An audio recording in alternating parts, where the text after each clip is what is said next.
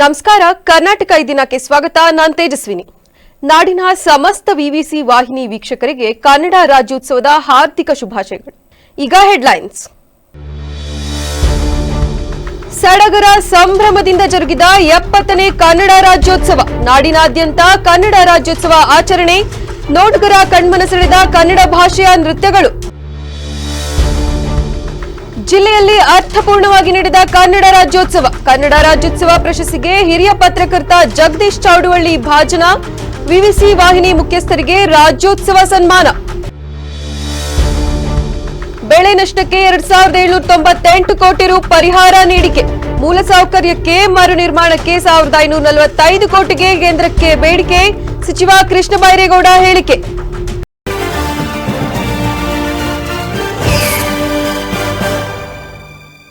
ವಾರ್ತೆಗಳ ವಿವರ.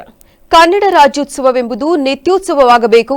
ಕನ್ನಡದ ಬಗೆಗಿನ ಅರಿವು ನಿತ್ಯವೂ ನಡೆಯಬೇಕೆಂದು ಜಿಲ್ಲಾ ಉಸ್ತುವಾರಿ ಸಚಿವ ಕೃಷ್ಣ ಬೈರೇಗೌಡ ಕರೆ ನೀಡಿದರು. ಜಿಲ್ಲಾ ಕ್ರೀಡಾಂಗಣದ ಹಾಕಿ ಮೈದಾನದಲ್ಲಿಂದು ಹಮ್ಮಿಕೊಂಡಿದ್ದ ಕನ್ನಡ ರಾಜ್ಯೋತ್ಸವ ಸಮಾರಂಭದಲ್ಲಿ ಕನ್ನಡ ಹಾಗೂ ರಾಷ್ಟ್ರ ಧ್ವಜಾರೋಹಣೆ ಮತ್ತು ಭುವನೇಶ್ವರಿ ದೇವಿಯ ಭಾವಚಿತ್ರಕ್ಕೆ ಪುಷ್ಪಾರ್ಚನೆ ಮಾಡಿ ಮಾತನಾಡಿದ ಅವರು, ಇಂದು ಕನ್ನಡಿಗರೆಲ್ಲ ಒಟ್ಟಾಗಿದ್ದು ಸಡಗರ ಸಂಭ್ರಮದಿಂದ ಕನ್ನಡ ರಾಜ್ಯೋತ್ಸವವನ್ನು ಆಚರಣೆ ಮಾಡುತ್ತಿದ್ದೇವೆ. ಹಿಂದೆ ಕನ್ನಡ ಭಾಷಿಕರು ದೇಶದ ವಿವಿಧೆಡೆ ಹಂಚಿ ಹೋಗಿದ್ದರು. ಕನ್ನಡಕ್ಕೆ ಹಾಸನ ಜಿಲ್ಲೆಯ ಕೊಡುಗೆ ಅಪಾರ. ಹೊಯ್ಸಳರ ಕಾಲದಲ್ಲಿ ಕನ್ನಡವನ್ನು, ಕನ್ನಡತನವನ್ನು ಉತ್ತುಂಗಕ್ಕೆ ಕೊಂಡೊಯ್ದರು.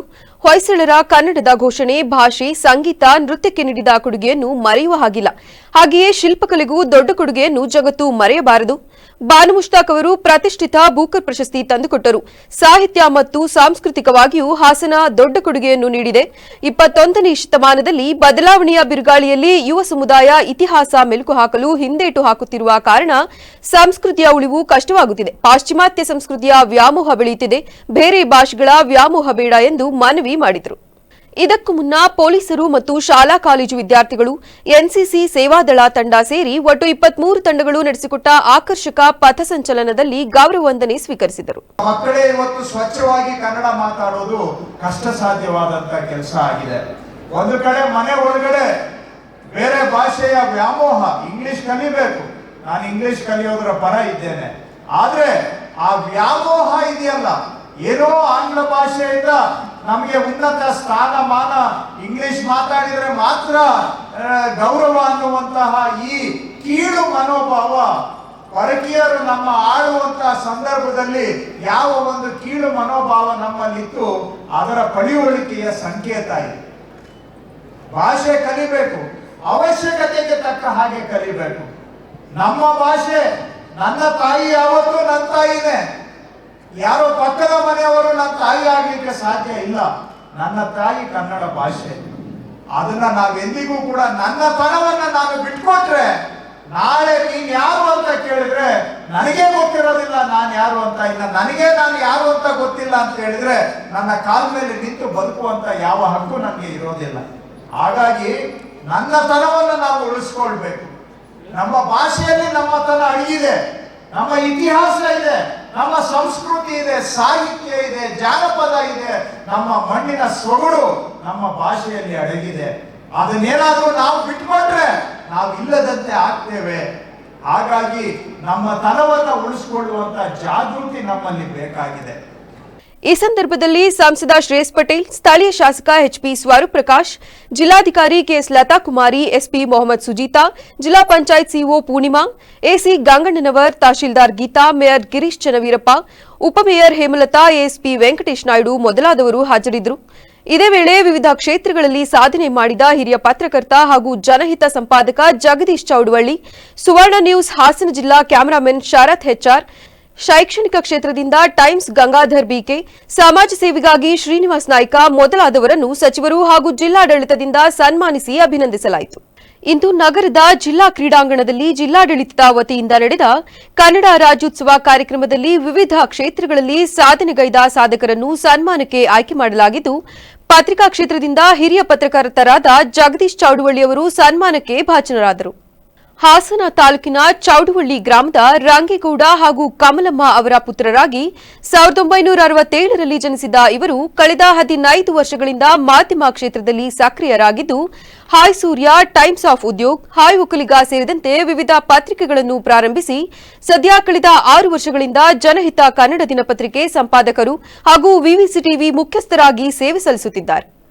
ಕಾಲೇಜು ಜೀವನದಿಂದಲೂ ನಾಯಕತ್ವ ಗುಣಗಳನ್ನು ಬೆಳೆಸಿಕೊಂಡಿರುವ ಜಗದೀಶ್ ಚೌಡವಳ್ಳಿ ಅವರು ಬಿಎಸ್ಸಿ ವ್ಯಾಸಂಗ ಮಾಡುವಾಗ ಸರ್ಕಾರಿ ವಿಜ್ಞಾನ ಕಾಲೇಜಿನ ವಿದ್ಯಾರ್ಥಿ ಸಂಘಟನೆ ಅಧ್ಯಕ್ಷರಾಗಿ ಕನ್ನಡ ಪರ ಸಂಘಟನೆಗಳಲ್ಲಿ ಸಕ್ರಿಯವಾಗಿ ತೊಡಗಿಸಿಕೊಂಡು ನಾಡು ನುಡಿಗಾಗಿ ಹಲವು ಹೋರಾಟಗಳಲ್ಲಿ ತಮ್ಮನ್ನು ತೊಡಗಿಸಿಕೊಂಡಿದ್ದಾರೆ. ಪತ್ರಿಕಾ ಕ್ಷೇತ್ರದ ಜೊತೆಗೆ ಶಿಕ್ಷಣ ಕ್ಷೇತ್ರದಲ್ಲೂ ತಮ್ಮ ಛಾಪು ಮೂಡಿಸಿರುವ ಇವರು ಮಲೆನಾಡು ತಾಂತ್ರಿಕ ಶಿಕ್ಷಣ ಸಂಸ್ಥೆ ಕಾರ್ಯದರ್ಶಿಯಾಗಿ ಮಂಗಳ ಪಿಯು ಕಾಲೇಜು ನಿರ್ದೇಶಕರಾಗಿ ಕಾರ್ಯನಿರ್ವಹಿಸುತ್ತಿದ್ದಾರೆ.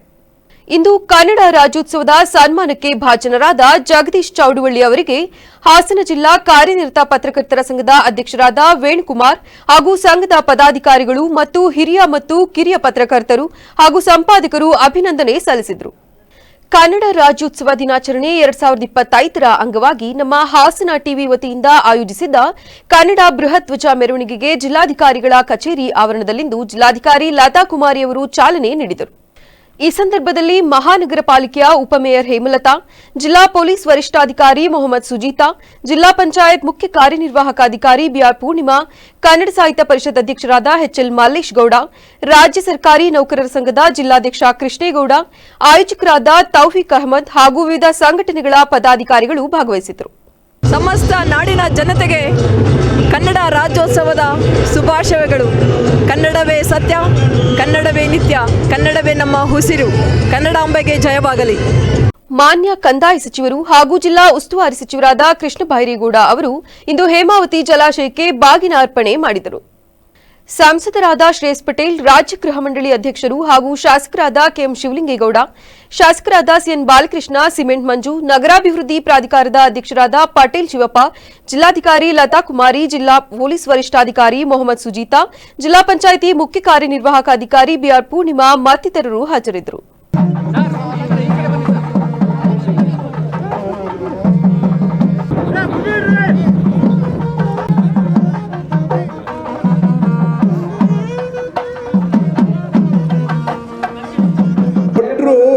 ಹೇಳ್ತೇನೆ ಕೊಟ್ಟರು CM 15ನೇ ತಾರೀಕು ಬಾಗಿನ ಬಿಡೋಣ ಅಂತ ಹೇಳಿದ್ರು. ಬರ್ತೀನಿ ಕಣಯ್ಯ ಮಾಡ್ರಿ ಅಂತ. ಆವತ್ತು ಏನಾಗಿತ್ತು, ಅಷ್ಟೊತ್ತಿಗೆ ಆಲ್ರೆಡಿ 4 ಅಡಿ 5 ಅಡಿ ಡೌನ್ ಆಗಿಬಿಟ್ಟಿತ್ತು ನೀರು ಲೆವೆಲ್. ಈಗ ನೀರು 5 ಅಡಿ ಡೌನ್ ಇರೋವಾಗ ಬಾಗಿನ ಬಿಟ್ಟರೆ ಮತ್ತು ಅದಕ್ಕೊಂದು ಯಾರಾದರೂ ಇದು ನೀವು ಇದರಿಂದನೇ ತಪ್ಪಾಯಿತು ನಾಳೆ ಅಂತ ಯಾರು ಬೇಡ ಅಂತ ನಾನೇ ಹೋಗಿ ಮತ್ತೆ CM ಆಫೀಸ್ಗೆ ಹೋಗ್ಬಿಟ್ಟು ಸರ್ ಇಲ್ಲ ಸರ್ ಬಾಗಿನ ಎಲ್ಲ ಕ್ಯಾನ್ಸಲ್ ಮಾಡ್ತಾ ಇದ್ದೀವಿ ಅಂತ ನಾನೇ ಅವ್ರಿಗೆ ಇನ್ಫಾರ್ಮ್ ಮಾಡಿ. ಯಾಕಯ್ಯ ಅಂದರು, ಸರ್ ನೀರು ಲೆವೆಲ್ ಕಮ್ಮಿ ಆಗಿದೆ ಮತ್ತು ಅದಕ್ಕೆ ಬಾಗಿನ ಬಿಟ್ಟರೆ ಮತ್ತೆ ಯಾರಾದರೂ ಒಂದು ಅಪಶಕುನ ಅಂತ ಏನಾದರೂ ಅಂದಾರು ಸರ್, ಬೇಡ ಸರ್ ನೀವು ಬರೀ ಇದಕ್ಕೆ ಬನ್ನಿ ಸರ್ ಅಂತ ಹೇಳಿದೆ. ಇಲ್ಲ ಅಂದರೆ ಅವತ್ತು ಮುಂಜಾನೆ ಬರೋಕ್ಕೆ ರೆಡಿ ಆಗಿತ್ತು. ಅವರು DCM ಇಬ್ಬರು ಜೊತೆಗೆ ಬರ್ತೀವಿ, ಬಾಗಿನ ಕೊಟ್ಬಿಟ್ಟು ಆಮೇಲೆ ಜೂನ್ನಿಂದ ಸೆಪ್ಟೆಂಬರ್ವರೆಗಿನ ಮುಂಗಾರು ಹಂಗಾಮಿನಲ್ಲಿ ರಾಜ್ಯದ ಕೆಲವು ಕಡೆ ವಾಡಿಕೆಗಿಂತ ಅಧಿಕ ಮಳೆಯಾಗಿ ಬೆಳೆ ನಷ್ಟವಾಗಿದ್ದು ಅದಕ್ಕೆ ಪರಿಹಾರ ನೀಡಲಾಗುತ್ತಿದೆ ಎಂದು ಕಂದಾಯ ಹಾಗೂ ಜಿಲ್ಲಾ ಉಸ್ತುವಾರಿ ಸಚಿವ ಕೃಷ್ಣ ಬೈರೇಗೌಡ ತಿಳಿಸಿದರು. ಯೂತ್ ಹಾಸ್ಟೆಲ್ನಲ್ಲಿಂದು ಸುದ್ದಿಗೋಷ್ಠಿಯಲ್ಲಿ ಮಾತನಾಡಿದ ಅವರು, ಈಗಾಗಲೇ ನಷ್ಟದ ಸಮೀಕ್ಷೆ ಮುಗಿದಿದೆ. 18.50 ಲಕ್ಷ ರೈತರ ಬೆಳೆ ಹಾನಿಯಾಗಿದೆ. 18.50 ಲಕ್ಷ ರೈತರ ಬೆಳೆ ಹಾನಿಯಾಗಿದೆ. 14.50 ಲಕ್ಷ ಹೆಕ್ಟೇರ್ ಬೆಳೆ ನಾಶವಾಗಿದ್ದು ಡೇಟಾ ಎಂಟ್ರಿ ಮುಗಿದು 2798 ಕೋಟಿ ರು ಪರಿಹಾರ ನೀಡಿಕೆ ಕಾರ್ಯ ಈಗಾಗಲೇ ಶುರುವಾಗಿದೆ. 200 ಕೋಟಿಯಷ್ಟು ಖಾತೆಗೆ ಜಮೆಯಾಗಿದೆ. ಮುಂದಿನ 10 ದಿನಗಳಲ್ಲಿ ರೈತರ ಖಾತೆಗೆ ಪರಿಹಾರ ಹಣ ಸೇರಲಿದೆ ಎಂದು ಹೇಳಿದರು. ಎಸ್ಡಿಆರ್ಎಫ್ ಪ್ರಕಾರ ಪರಿಹಾರ ಮೊತ್ತ 1550 ಕೋಟಿ ಆಗಲಿದೆ. ಆದರೆ ಸರ್ಕಾರ 1248 ಕೋಟಿ ಸೇರಿಸಿ ಅನ್ನದಾತರಿಗೆ ನೆರವು ನೀಡುತ್ತಿದೆ ಎಂದರು. ಕೆಲವು ಯೋಜನೆಗಳಿಗೆ ಅರಣ್ಯ ಇಲಾಖೆಯ ತಕರಾರು ಹಿನ್ನೆಲೆ ಇದಕ್ಕಾಗಿ ಅಧಿಕಾರಿಗಳನ್ನು ನೇಮಕ ಮಾಡಲಾಗಿದ್ದು ಅವರಿಂದ ವರದಿ ಬಂದ ನಂತರ ಮುಂದಿನ ಕ್ರಮ ಕೈಗೊಳ್ಳಲಾಗುವುದು ಎಂದು ಪ್ರಶ್ನೆಗೆ ಉತ್ತರಿಸಿದರು. ತಕ್ಕಮಟ್ಟಿಗೆ ಸುಧಾರಣೆ. ತಾವು ಕಂದಾಯ ಸಚಿವರಾಗಿ ಅಧಿಕಾರ ವಹಿಸಿಕೊಂಡ ನಂತರ ಸಮಸ್ಯೆಗಳ ಆಗಮವಾಗಿರುವ ಇಲಾಖೆಯಲ್ಲಿ ಸಂಪೂರ್ಣವಾಗಿ ಅಲ್ಲದೇ ಇದ್ರೂ ತಕ್ಕಮಟ್ಟಿಗೆ ಸುಧಾರಣೆ ತರಲಾಗಿದೆ ಎಂದು ಹೇಳಿದರು. ಆಫೀಸರನ್ನು ಅಪಾಯಿಂಟ್ ಮಾಡಿದ್ದಾರೆ. ಫಾರೆಸ್ಟ್ ಸೆಟಲ್ಮೆಂಟ್ ಆಫೀಸರು ಅವರ ಕೆಲಸವನ್ನು ಕಾನೂನು ಪ್ರಕಾರವಾಗಿ ಮಾಡ್ತಾ ಇದ್ದಾರೆ. ಅದು ಆದಷ್ಟು ಶೀಘ್ರವಾಗಿ ನಾನು 2 ಬಾರಿ ಕರೆಸಿ ಅವ್ರಿಗೆ ಮಾತಾಡಿದ್ದೇನೆ. KDP ಮೀಟಿಂಗಲ್ಲೂ ಮಾತಾಡಿದ್ದೇನೆ. ಅದಾದಮೇಲೆ ಆ ಕೆಲಸ ನಡೆಯುವಾಗ DFO ಅವ್ರನ್ನ ಕೂರಿಸ್ಕೊಂಡು ಅವ್ರನ್ನೂ ಈ ಫಾರೆಸ್ಟ್ ಸೆಟಲ್ಮೆಂಟ್ ಆಫೀಸರನ್ನು ಕರೆಸಿ ಆದಷ್ಟು ಬೇಗ ವಿಲೆ ಮಾಡಬೇಕು ಅಂತ ಹೇಳಿದ್ದೇನೆ. ಅವರೊಂದು 2-3 ತಿಂಗಳಲ್ಲಿ ಪ್ರಕ್ರಿಯೆಯನ್ನು ಮುಗಿಸಿ ವರದಿಯನ್ನು ಕೊಡ್ತೀನಿ ಅಂತ ಹೇಳಿದ್ದಾರೆ. ಅವರು ವರದಿ ಬಂದ ಮೇಲೆ ಮುಂದಿಂದು ಹೆಜ್ಜೆಯನ್ನು ನಾವು ಇಡ್ತೇವೆ. ಆ ಪ್ರಶ್ನೆ ಈಗ 100 ಬಾರಿ ನಾವು ಉತ್ತರ ಕೊಟ್ಟಿದ್ದೇವೆ. ದೇಶದ ಕಾನೂನಿನ ಹಿನ್ನೆಲೆಯಲ್ಲಿ, ಸುಪ್ರೀಂ ಕೋರ್ಟ್ನ ಡೈರೆಕ್ಷನ್ಸ್ ಹಿನ್ನೆಲೆಯಲ್ಲಿ ಫಾರೆಸ್ಟ್ ಸೆಟಲ್ಮೆಂಟ್ ಆಫೀಸರು ಅಪಾಯಿಂಟ್ ಆಗಿದ್ದಾರೆ. ಅವರು ಪ್ರಕ್ರಿಯೆಯನ್ನು ಮಾಡ್ತಾ ಇದ್ದಾರೆ. ಕಾನೂನಿನ ಅಡಿಯಲ್ಲಿ ನಾವು ಏನು ಬಗೆಹರಿಸಲಿಕ್ಕೆ ಸಾಧ್ಯ ಆ ಪ್ರಯತ್ನವನ್ನು ಪ್ರಾಮಾಣಿಕವಾಗಿ ಮಾಡ್ತಾ ಇದ್ದೇವೆ. ಅದರಲ್ಲಿ ಏನಾದರೂ ತಪ್ಪಾದರೆ ಪ್ರಶ್ನೆ ಮಾಡೋದಕ್ಕೆ ಅವಕಾಶ ಇರುತ್ತೆ. ರಾಜ್ಯದ ಹಲವು ವಿಶ್ವವಿದ್ಯಾನಿಲಯಗಳ ಸಮಸ್ಯೆಯ ಬಗ್ಗೆ ಕೇಳಿದ ಪ್ರಶ್ನೆಗೆ ಯುಜಿಸಿ ನಿಯಮಾವಳಿ ಪ್ರಕಾರ ಅತಿಥಿ ಉಪನ್ಯಾಸಕರನ್ನು ನೇಮಕ ಮಾಡುವಂತೆ ಹೈಕೋರ್ಟ್ ನಿರ್ದೇಶನ ನೀಡಿದೆ. ಇದನ್ನು ಸಡಿಲಿಕೆ ಮಾಡಲು ಮತ್ತೊಮ್ಮೆ ಅಪೀಲ್ ಹಾಕಬೇಕೆಂಬುದು ಸರ್ಕಾರದ ಗಮನಕ್ಕೆ ಬಂದಿದೆ. 4 ವಿಶ್ವವಿದ್ಯಾಲಯದ ಬದಲಿಗೆ 40 ವಿಶ್ವವಿದ್ಯಾಲಯ ಮಾಡಿದರೆ ಹೇಗೆ? ನಾವು 21ನೇ ಶತಮಾನದಲ್ಲಿದ್ದೇವೆ. ಸ್ಪರ್ಧಾತ್ಮಕ ಯುಗ. ಹೆಜ್ಜೆ ಹೆಜ್ಜೆಗೂ ಸ್ಪರ್ಧೆ ಇರುವಾಗ ಊರಿಗೊಂದು ವಿಶ್ವವಿದ್ಯಾಲಯ ಬೇಕಿತ್ತಾ? ನಮಗೆ ಕಿರೀಟ ಬರಲಿದೆ, ಭೂಷಣವಾಗಲಿದೆ ಎಂದು ಮಾಡಿದರೆ ಬೆಲೆ ಯಾರು ತರಬೇಕೆಂದು ಸಚಿವರು ಪ್ರಶ್ನಿಸಿದರು. ಎಲ್ಲೋ ಒಂದು 4 ಯೂನಿವರ್ಸಿಟಿ ಇದ್ರೆ ಚೆನ್ನಾಗಿ ನಡೆಯುತ್ತೆ. 40 ಯೂನಿವರ್ಸಿಟಿ ಮಾಡಿಬಿಟ್ಟು ಅವಕ್ಕೆ ಬೆಲೆನೇ ಇಲ್ದಂಗೆ ಆಗೋಗಿದೆ. ಒಂದು ಕಾಲದಲ್ಲಿ ಬೆಂಗಳೂರು ಯೂನಿವರ್ಸಿಟಿ, ಮೈಸೂರು ಯೂನಿವರ್ಸಿಟಿ ಅಂದರೆ ವರ್ಲ್ಡ್ ವೈಡ್ ರೆಕಗ್ನಿಷನ್ ಇತ್ತು. ಇವತ್ತು ಯಾವ ಜಿಲ್ಲೆ ಹೆಸರು ಹೇಳಕ್ಕೆ ಹೋಗಲ್ಲ, ಯಾಕಂದರೆ ಅವ್ರ ಮನಸ್ಸಿಗೆ ಘಾಸಿ ಆಗುತ್ತೆ. ಯಾವುದೋ ಒಂದು ಯೂನಿವರ್ಸಿಟಿ, ಇಂಥ ಊರು ಯೂನಿವರ್ಸಿಟಿ ಅಂತ ತಗೊಂಡೋಗಿ ನೀವು ಡಿಗ್ರಿ ಸರ್ಟಿಫಿಕೇಟ್ ಕೊಟ್ಟರೆ ಅದನ್ನು ಕ್ಯಾರ್ ಮಾಡೋರು ಇದ್ದಾರೆ ಯಾರಾದರೂ? ಇವತ್ತು 21ನೇ ಶತಮಾನದಲ್ಲಿ ಸ್ಪರ್ಧಾತ್ಮಕ ಯುಗದಲ್ಲಿದ್ದೇವೆ. ಪ್ರತಿಯೊಂದಕ್ಕೂ ಹೆಜ್ಜೆ ಹೆಜ್ಜೆಗೂ ಸ್ಪರ್ಧೆ ಇದೆ. ಅಂಥ ಸಂದರ್ಭದಲ್ಲಿ ರೆಪ್ಯೂಟೆಡ್ ಕಾಲೇಜು, ರೆಪ್ಯೂಟೆಡ್ ಯೂನಿವರ್ಸಿಟಿಯಿಂದ ಹೋದ್ರೇ ಇಂಟರ್ವ್ಯೂ ಸಿಗೋದು ಕಷ್ಟ ಇದೆ. ರಿಪೀಟ್ ಮಾಡ್ತೇನೆ, ರೆಪ್ಯೂಟೆಡ್ ಕಾಲೇಜ್, ರೆಪ್ಯೂಟೆಡ್ ಯೂನಿವರ್ಸಿಟಿಯಿಂದ ಹೋದ್ರೇ ಕೆಲಸ ಅಲ್ಲ, ಇಂಟ್ರ್ಯೂ ಸಿಗೋದು ಡೌಟ್ ಇದೆ. ಅಂಥದ್ರಲ್ಲಿ ಊರಿಗೊಂದು ಯೂನಿವರ್ಸಿಟಿ ಅಂತ ಅದರದ್ದು ಲೇಬಲ್ ಇದು ಹೇಳಿದ್ರೆ ಕೆಲವರಿಗೆ ಸಿಟ್ಟು ಬರ್ಬೋದು, ಆದರೆ ವಾಸ್ತವಾಂಶ ಹೇಳ್ತಾ ಇದ್ದೀನಿ. ಊರಿಗೊಂದು ಯೂನಿವರ್ಸಿಟಿ ಅಂತ ಅದರದ್ದು ಸರ್ಟಿಫಿಕೇಟ್ ತಗೊಂಡೋದ್ರೆ ನಾಳೆ ಆ ಮಕ್ಕಳ ಭವಿಷ್ಯ ಏನಾಗಬೇಕು ಸ್ವಲ್ಪ ಯೋಚನೆ ಮಾಡಿ. ಮಕ್ಕಳು ಕೇಳಿದ್ರ ಯಾರೋ ನಮ್ಮಂಥವರು, ನಾನು ಯಾವ ಜಿಲ್ಲೆ ಬಗ್ಗೆ ಮಾತಾಡ್ತಾ ಇಲ್ಲ, ಇದು ಎಲ್ಲರಿಗೂ ಅನ್ವಯಿಸುತ್ತೆ. ಯಾರೋ ನಮ್ಮಂಥವರು ನಮಗೆ ಕಿರೀಟ, ನಮಗೆ ಭೂಷಣ, ನಮ್ಮೂರಲ್ಲಿ ನಾನೊಂದು ಯೂನಿವರ್ಸಿಟಿ ಮಾಡಿದೆ ಅಂತ ಈ ರೀತಿ ಮಾಡ್ಕೊಂಡೋದ್ರೆ ಅದರ ಬೆಲೆ ಕೊನೆಗೆ ಯಾರು ತರಬೇಕು? ಇನ್ನು ಈ ಸಂದರ್ಭದಲ್ಲಿ ಸಂಸದ ಶ್ರೇಯಸ್ ಪಟೇಲ್, ಜಿಲ್ಲಾಧಿಕಾರಿ ಲತಾ ಕುಮಾರಿ ಕೆಎಸ್, ಜಿಲ್ಲಾ ಪಂಚಾಯಿತಿ ಸಿಇಒ ಬಿಆರ್ ಪೂರ್ಣಿಮಾ ಇನ್ನಿತರರು ಹಾಜರಿದ್ದರು. ಕನ್ನಡದ ಮೊಟ್ಟಮೊದಲ ಹಲ್ಮಿಡಿ ಶಾಸನವೂ ಕೂಡ ಹಾಸನ ಜಿಲ್ಲೆಯಲ್ಲಿರುವುದು ಒಂದು ರೀತಿಯ ಹೆಮ್ಮೆಯ ವಿಚಾರವಾಗಿದೆ ಎಂದು ತಾಲೂಕು ದಂಡಾಧಿಕಾರಿ ಶಂಕರಪ್ಪ ತಿಳಿಸಿದ್ದಾರೆ. ಪಟ್ಟಣದ ಮಾಧ್ಯಮಿಕ ಶಾಲಾ ಆವರಣದಲ್ಲಿಂದು ನಡೆದ ಕನ್ನಡ ರಾಜ್ಯೋತ್ಸವದ ಅಂಗವಾಗಿ ಧ್ವಜಾರೋಹಣ ಕಾರ್ಯಕ್ರಮವನ್ನು ನೆರವೇರಿಸಿ ಮಾತನಾಡಿದ ಅವರು, ಕನ್ನಡದ ಮೊಟ್ಟಮೊದಲ ಹಲ್ಮಿಡಿ ಶಾಸನವೂ ಕೂಡ ಹಾಸನ ಜಿಲ್ಲೆಯಲ್ಲಿರುವುದು ಒಂದು ರೀತಿಯ ಹೆಮ್ಮೆಯ ವಿಚಾರವಾಗಿದೆ. ಕನ್ನಡ ತನ್ನದೇ ಆದ ಸ್ಥಾನಮಾನಗಳನ್ನು ಒಳಗೊಂಡಿದೆ. ಕನ್ನಡದಲ್ಲಿ ಕವಿರಾಜ ಮಾರ್ಗ ಎಂಬ ಕೃತಿಯನ್ನು ಕೂಡ ರಚಿಸಲಾಗಿದೆ. ಹೆಚ್ಚು ಜ್ಞಾನಪೀಠ ಪ್ರಶಸ್ತಿ ಪಡೆದವರು ಕನ್ನಡಿಗರು ಎಂಬ ಹೆಮ್ಮೆಯ ಹೆಗ್ಗಳಿಕೆಗೆ ಪಾತ್ರವಾಗಿದೆ. ಮೊದಲು ಕನ್ನಡ ಹುಟ್ಟಿದ್ದು, ನಂತರ ಇಂಗ್ಲಿಷ್ ಭಾಷೆ ಹುಟ್ಟಿರುವುದು, ಇದನ್ನು ಪ್ರತಿಯೊಬ್ಬ ನಾಗರಿಕರು ಕೂಡ ತಿಳಿದುಕೊಳ್ಳಬೇಕಾದ ವಿಷಯ. 10ನೇ ಶತಮಾನದಲ್ಲಿ ಬಸವಣ್ಣ ಮತ್ತು ವಿವಿಧ ಸಾಹಿತಿಗಳು ಕನ್ನಡದಲ್ಲಿ ಅನೇಕ ವಚನಗಳನ್ನು ಬರೆದಿದ್ದಾರೆ. ಕನ್ನಡವೆಂಬುದು ಬಹಳ ವರ್ಷಗಳ ಹಿಂದಿನಿಂದಲೂ ಹುಟ್ಟಿದೆ. ಇದಕ್ಕೆ ತನ್ನದೇ ಆದ ಸ್ಥಾನಮಾನಗಳನ್ನು ಒಳಗೊಂಡಿದೆ. ಕನ್ನಡವನ್ನು ಉಳಿಸಿ, ಕನ್ನಡವನ್ನು ಬೆಳೆಸಿ ಎಂದು ತಿಳಿಸಿದರು. ಜನ್ಮ ಇವರ ಒಂದು ಕಾಲದಲ್ಲಿ ಉಚ್ಛ್ರಾಯ ಸ್ಥಿತಿಗೆ ಬಂದು ಕನ್ನಡ ತಲುಪುತ್ತೆ.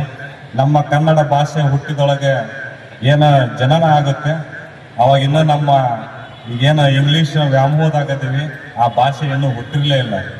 12ನೇ ಶತಮಾನಕ್ಕೆ ಬಂದರೆ ಬಸವಣ್ಣನ ಕಾಲದಲ್ಲಿ ಕನ್ನಡ ರಾಜಮಾರ್ಗದಿಂದ ಮತ್ತು ಸಂಸ್ಕೃತದ ಒಂದು ಹಿಡಿತದಿಂದ ಬಿಡುಗಡೆ ಹೊಂದಿ ಸರಳ ಕನ್ನಡದೊಳಗೆ ವಚನಗಳನ್ನು ಬಸವಣ್ಣನವರು ಮತ್ತು ಅವರ ಎಲ್ಲ ಸಂಗಡಿಗರು ವಚನವನ್ನು ನಿರ್ಮಿಸಿ ಹಲವಾರು ವಚನಗಳನ್ನು ಕನ್ನಡದಲ್ಲಿ ಬರೀತಾರೆ. ಮುಂದೆ 15-16ನೇ ಶತಮಾನದಲ್ಲಿ ಗದಗಿನ ವೀರನಾರಾಯಣ ಮತ್ತೆ ಇತರೆ ತಾಲೂಕಿನಲ್ಲಿ ವಿವಿಧ ಕ್ಷೇತ್ರಗಳಲ್ಲಿ ಸೇವೆ ಸಲ್ಲಿಸಿದಂತಹ ಗಣ್ಯರಿಗೆ ಸನ್ಮಾನಿಸಲಾಯಿತು ಮತ್ತು 10ನೇ ತರಗತಿಯಲ್ಲಿ ಕನ್ನಡದಲ್ಲಿ 125ಕ್ಕೆ 125 ಅಂಕ ಪಡೆದ ವಿದ್ಯಾರ್ಥಿಗಳಿಗೆ ಸನ್ಮಾನಿಸಿ ಗೌರವಿಸಲಾಯಿತು. ಕಾರ್ಯಕ್ರಮದಲ್ಲಿ ಪುರಸಭಾ ಅಧ್ಯಕ್ಷ ಮೋಹನ್, ತಾಲೂಕು ಕನ್ನಡ ಸಾಹಿತ್ಯ ಪರಿಷತ್ ಅಧ್ಯಕ್ಷ ಲೋಕೇಶ್ ಹಡೇನಳ್ಳಿ, ರಾಜ್ಯ ಗ್ಯಾರಂಟಿ ಯೋಜನಾ ಅನುಷ್ಠಾನ ಸಮಿತಿಯ ಅಧ್ಯಕ್ಷ ಪ್ರಕಾಶ್ ಇನ್ನು ಮುಂತಾದವರು ಹಾಜರಿದ್ದರು. ಕಳೆದೊಂದು ವಾರದಿಂದ ಹಿಂಗಾರು ಮಳೆಯ ಆರ್ಭಟಕ್ಕೆ ತಾಲೂಕಿನ ಹಲವಾರು ಕಡೆಗೆ ರಸ್ತೆಗಳು ಗುಂಡಿ ಬಿದ್ದಿರುವುದಲ್ಲದೆ ಮರಗಿಡಗಳು ರಸ್ತೆಗೆ ಉರುಳಿಬಿದ್ದು ಮನೆಗಳು ಜಖಂಗೊಂಡಿವೆ, ವಿದ್ಯುತ್ ಕಂಬಗಳು ಧರೆಗುರುಳಿವೆ. ತಾಲೂಕಿನ ಬೈರಾಪುರ ಗ್ರಾಮ ಪಂಚಾಯಿತಿ ವ್ಯಾಪ್ತಿಗೆ ಸೇರಿದ ಬೆಂಗಳೂರು-ಮಂಗಳೂರು ರಾಷ್ಟ್ರೀಯ ಹೆದ್ದಾರಿಯಿಂದ ಸೊಪ್ಪಿನಹಳ್ಳಿ ಗ್ರಾಮಕ್ಕೆ ಸಂಪರ್ಕ ಕಲ್ಪಿಸುವ ರಸ್ತೆಯು ರಾಷ್ಟ್ರೀಯ ಹೆದ್ದಾರಿಯ ಅವೈಜ್ಞಾನಿಕ ಕಾಮಗಾರಿಯಿಂದ ಬೈರಾಪುರ ಗ್ರಾಮದಿಂದ ಸುಮಾರು ಅರ್ಧ ಕಿಲೋಮೀಟರ್ನಷ್ಟು ದೂರಕ್ಕೆ ಮಳೆಯ ನೀರು ಹಾಗೂ ಗೃಹ ಹಾಗೂ ವಾಣಿಜ್ಯ ಕಟ್ಟಡಗಳ ತ್ಯಾಜ್ಯ ನೀರು ಹೈವೇ ರಸ್ತೆಯಲ್ಲಿಯೇ ಹರಿದು ರಾಷ್ಟ್ರೀಯ ಹೆದ್ದಾರಿಯ ಪಕ್ಕದ ಸೊಪ್ಪಿನಹಳ್ಳಿ ಗ್ರಾಮಕ್ಕೆ ಸಂಪರ್ಕ ಕಲ್ಪಿಸುವ ರಸ್ತೆಗೆ ಹರಿದು ಕೊರಕಲು ಬಿದ್ದು ದ್ವಿಚಕ್ರ ವಾಹನಗಳು ಸಹ ಓಡಾಡದ ಪರಿಸ್ಥಿತಿ ನಿರ್ಮಾಣವಾಗಿದೆ.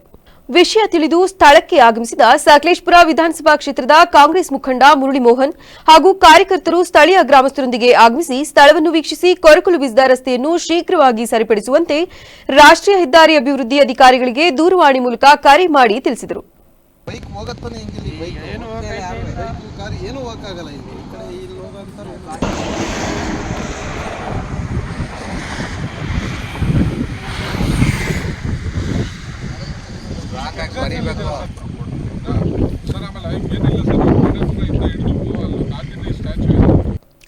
ವಿಜಯಾಂಜನೇಯ ದೇವಸ್ಥಾನ ಸಮಿತಿಯ ಸದಸ್ಯರಾದ ಬಾಲಕೃಷ್ಣ ಮಾತನಾಡಿ, ಬೈರಾಪುರ ಗ್ರಾಮದ ಹೃದಯ ಭಾಗದಿಂದ ರಾಷ್ಟ್ರೀಯ ಹೆದ್ದಾರಿ 75ರ ಅವೈಜ್ಞಾನಿಕ ಕಾಮಗಾರಿಯಿಂದಾಗಿ ಹಾಗೂ ಸೇವಾ ರಸ್ತೆಯನ್ನು ಒಳಚರಂಡಿಯನ್ನು ಮಾಡದ ಕಾರಣ ಗ್ರಾಮದ ನೀರು ಸುಮಾರು ಅರ್ಧ ಕಿಲೋಮೀಟರ್ ದೂರದಿಂದ ವಿಜಯಾಂಜನೇಯ ದೇವರ ಕೆರೆಗೆ ಮಳೆ ನೀರು ಹಾಗೂ ಚರಂಡಿಯ ನೀರು ಹರಿದು ಬಂದು ರಸ್ತೆಯು ಬಿದ್ದು ಹಳ್ಳಕೊಳ್ಳದಂತಾಗಿದೆ. ಈ ಬಗ್ಗೆ ಪಂಚಾಯಿತಿಯ ಅಧಿಕಾರಿಗಳಾಗಲಿ ಜನಪ್ರತಿನಿಧಿಗಳಾಗಲಿ ಸೂಕ್ತ ಕ್ರಮ ತೆಗೆದುಕೊಂಡಿಲ್ಲ.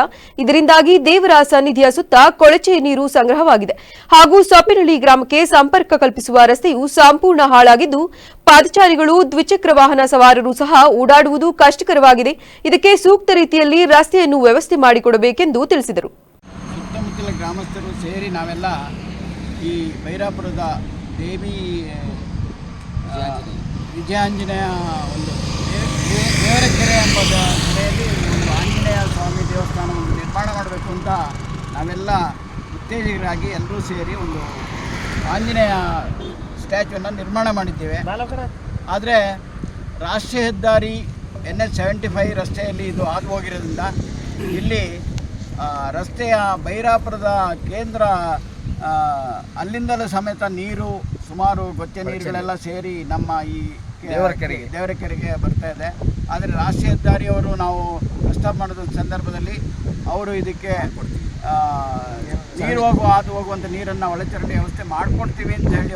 ಈ ಸಂದರ್ಭದಲ್ಲಿ ಕೃಷ್ಣೇಗೌಡ, ದೇವರಾಜು, ನಂಜುಂಡ, ಪ್ರಭು, ಶಂಬೇಗೌಡ ಹಾಗೂ ಕಾಂಗ್ರೆಸ್ ಕಾರ್ಯಕರ್ತರಾದ ಲೋಕೇಶ್, ರಾಜಶೇಖರ್, ಪೃಥ್ವಿರಾಮ್ ಮುಂತಾದವರು ಹಾಜರಿದ್ದರು. ವಕೀಲರ ಸಂಘದಲ್ಲಿ ನಡೆದ ಚುನಾವಣೆಯಲ್ಲಿ ಹಿಂದೆ ಅಧ್ಯಕ್ಷರಾಗಿದ್ದ ಸಿಎಂ ಪೃಥ್ವಿ ಅವರ ಅವಧಿ ಮುಗಿದ ಹಿನ್ನೆಲೆಯಲ್ಲಿ ಚುನಾವಣೆ ನಿಗದಿಯಾಗಿತ್ತು. ಚುನಾವಣೆ ನಡೆದು ಕೆಎಲ್ ನಟರಾಜ್ ಹಾಗೂ ಜಿಟಿ ಪ್ರಕಾಶ್ ಚುನಾವಣೆಯಲ್ಲಿ ಅಧ್ಯಕ್ಷ ಸ್ಥಾನಕ್ಕೆ ಸ್ಪರ್ಧಿಸಿದರು. ಚುನಾವಣೆಯಲ್ಲಿ ಬಹುಮತಗಳ ಅಂತರದಿಂದ ಚುನಾಯಿತರಾದ ಕೆಎಲ್ ನಟರಾಜ್ ಅವರನ್ನು ಅಧ್ಯಕ್ಷರನ್ನಾಗಿ, ಅವಿರೋಧವಾಗಿ ಆಯ್ಕೆಯಾದ ಪ್ರಧಾನ ಕಾರ್ಯದರ್ಶಿ ಎನ್ಎ ಸುನಿಲ್ ಕುಮಾರ್, ಉಪಾಧ್ಯಕ್ಷರಾಗಿ ಪಂಚಾಕ್ಷರಿ, ಖಜಾಂಚಿ ಕಿರಣ್ ಕುಮಾರ್ ಹಾಗೂ ಸಹ ಕಾರ್ಯದರ್ಶಿಯಾಗಿ ವನಮಾಲಿನಿ ಆಯ್ಕೆಯಾಗಿದ್ದಾರೆಂದು ಚುನಾವಣಾಧಿಕಾರಿಯಾದ ಕೆವಿ ರತೀಶ್ ಹಾಗೂ ಮಂಜುನಾಥ್ ಘೋಷಣೆ ಮಾಡಿದರು.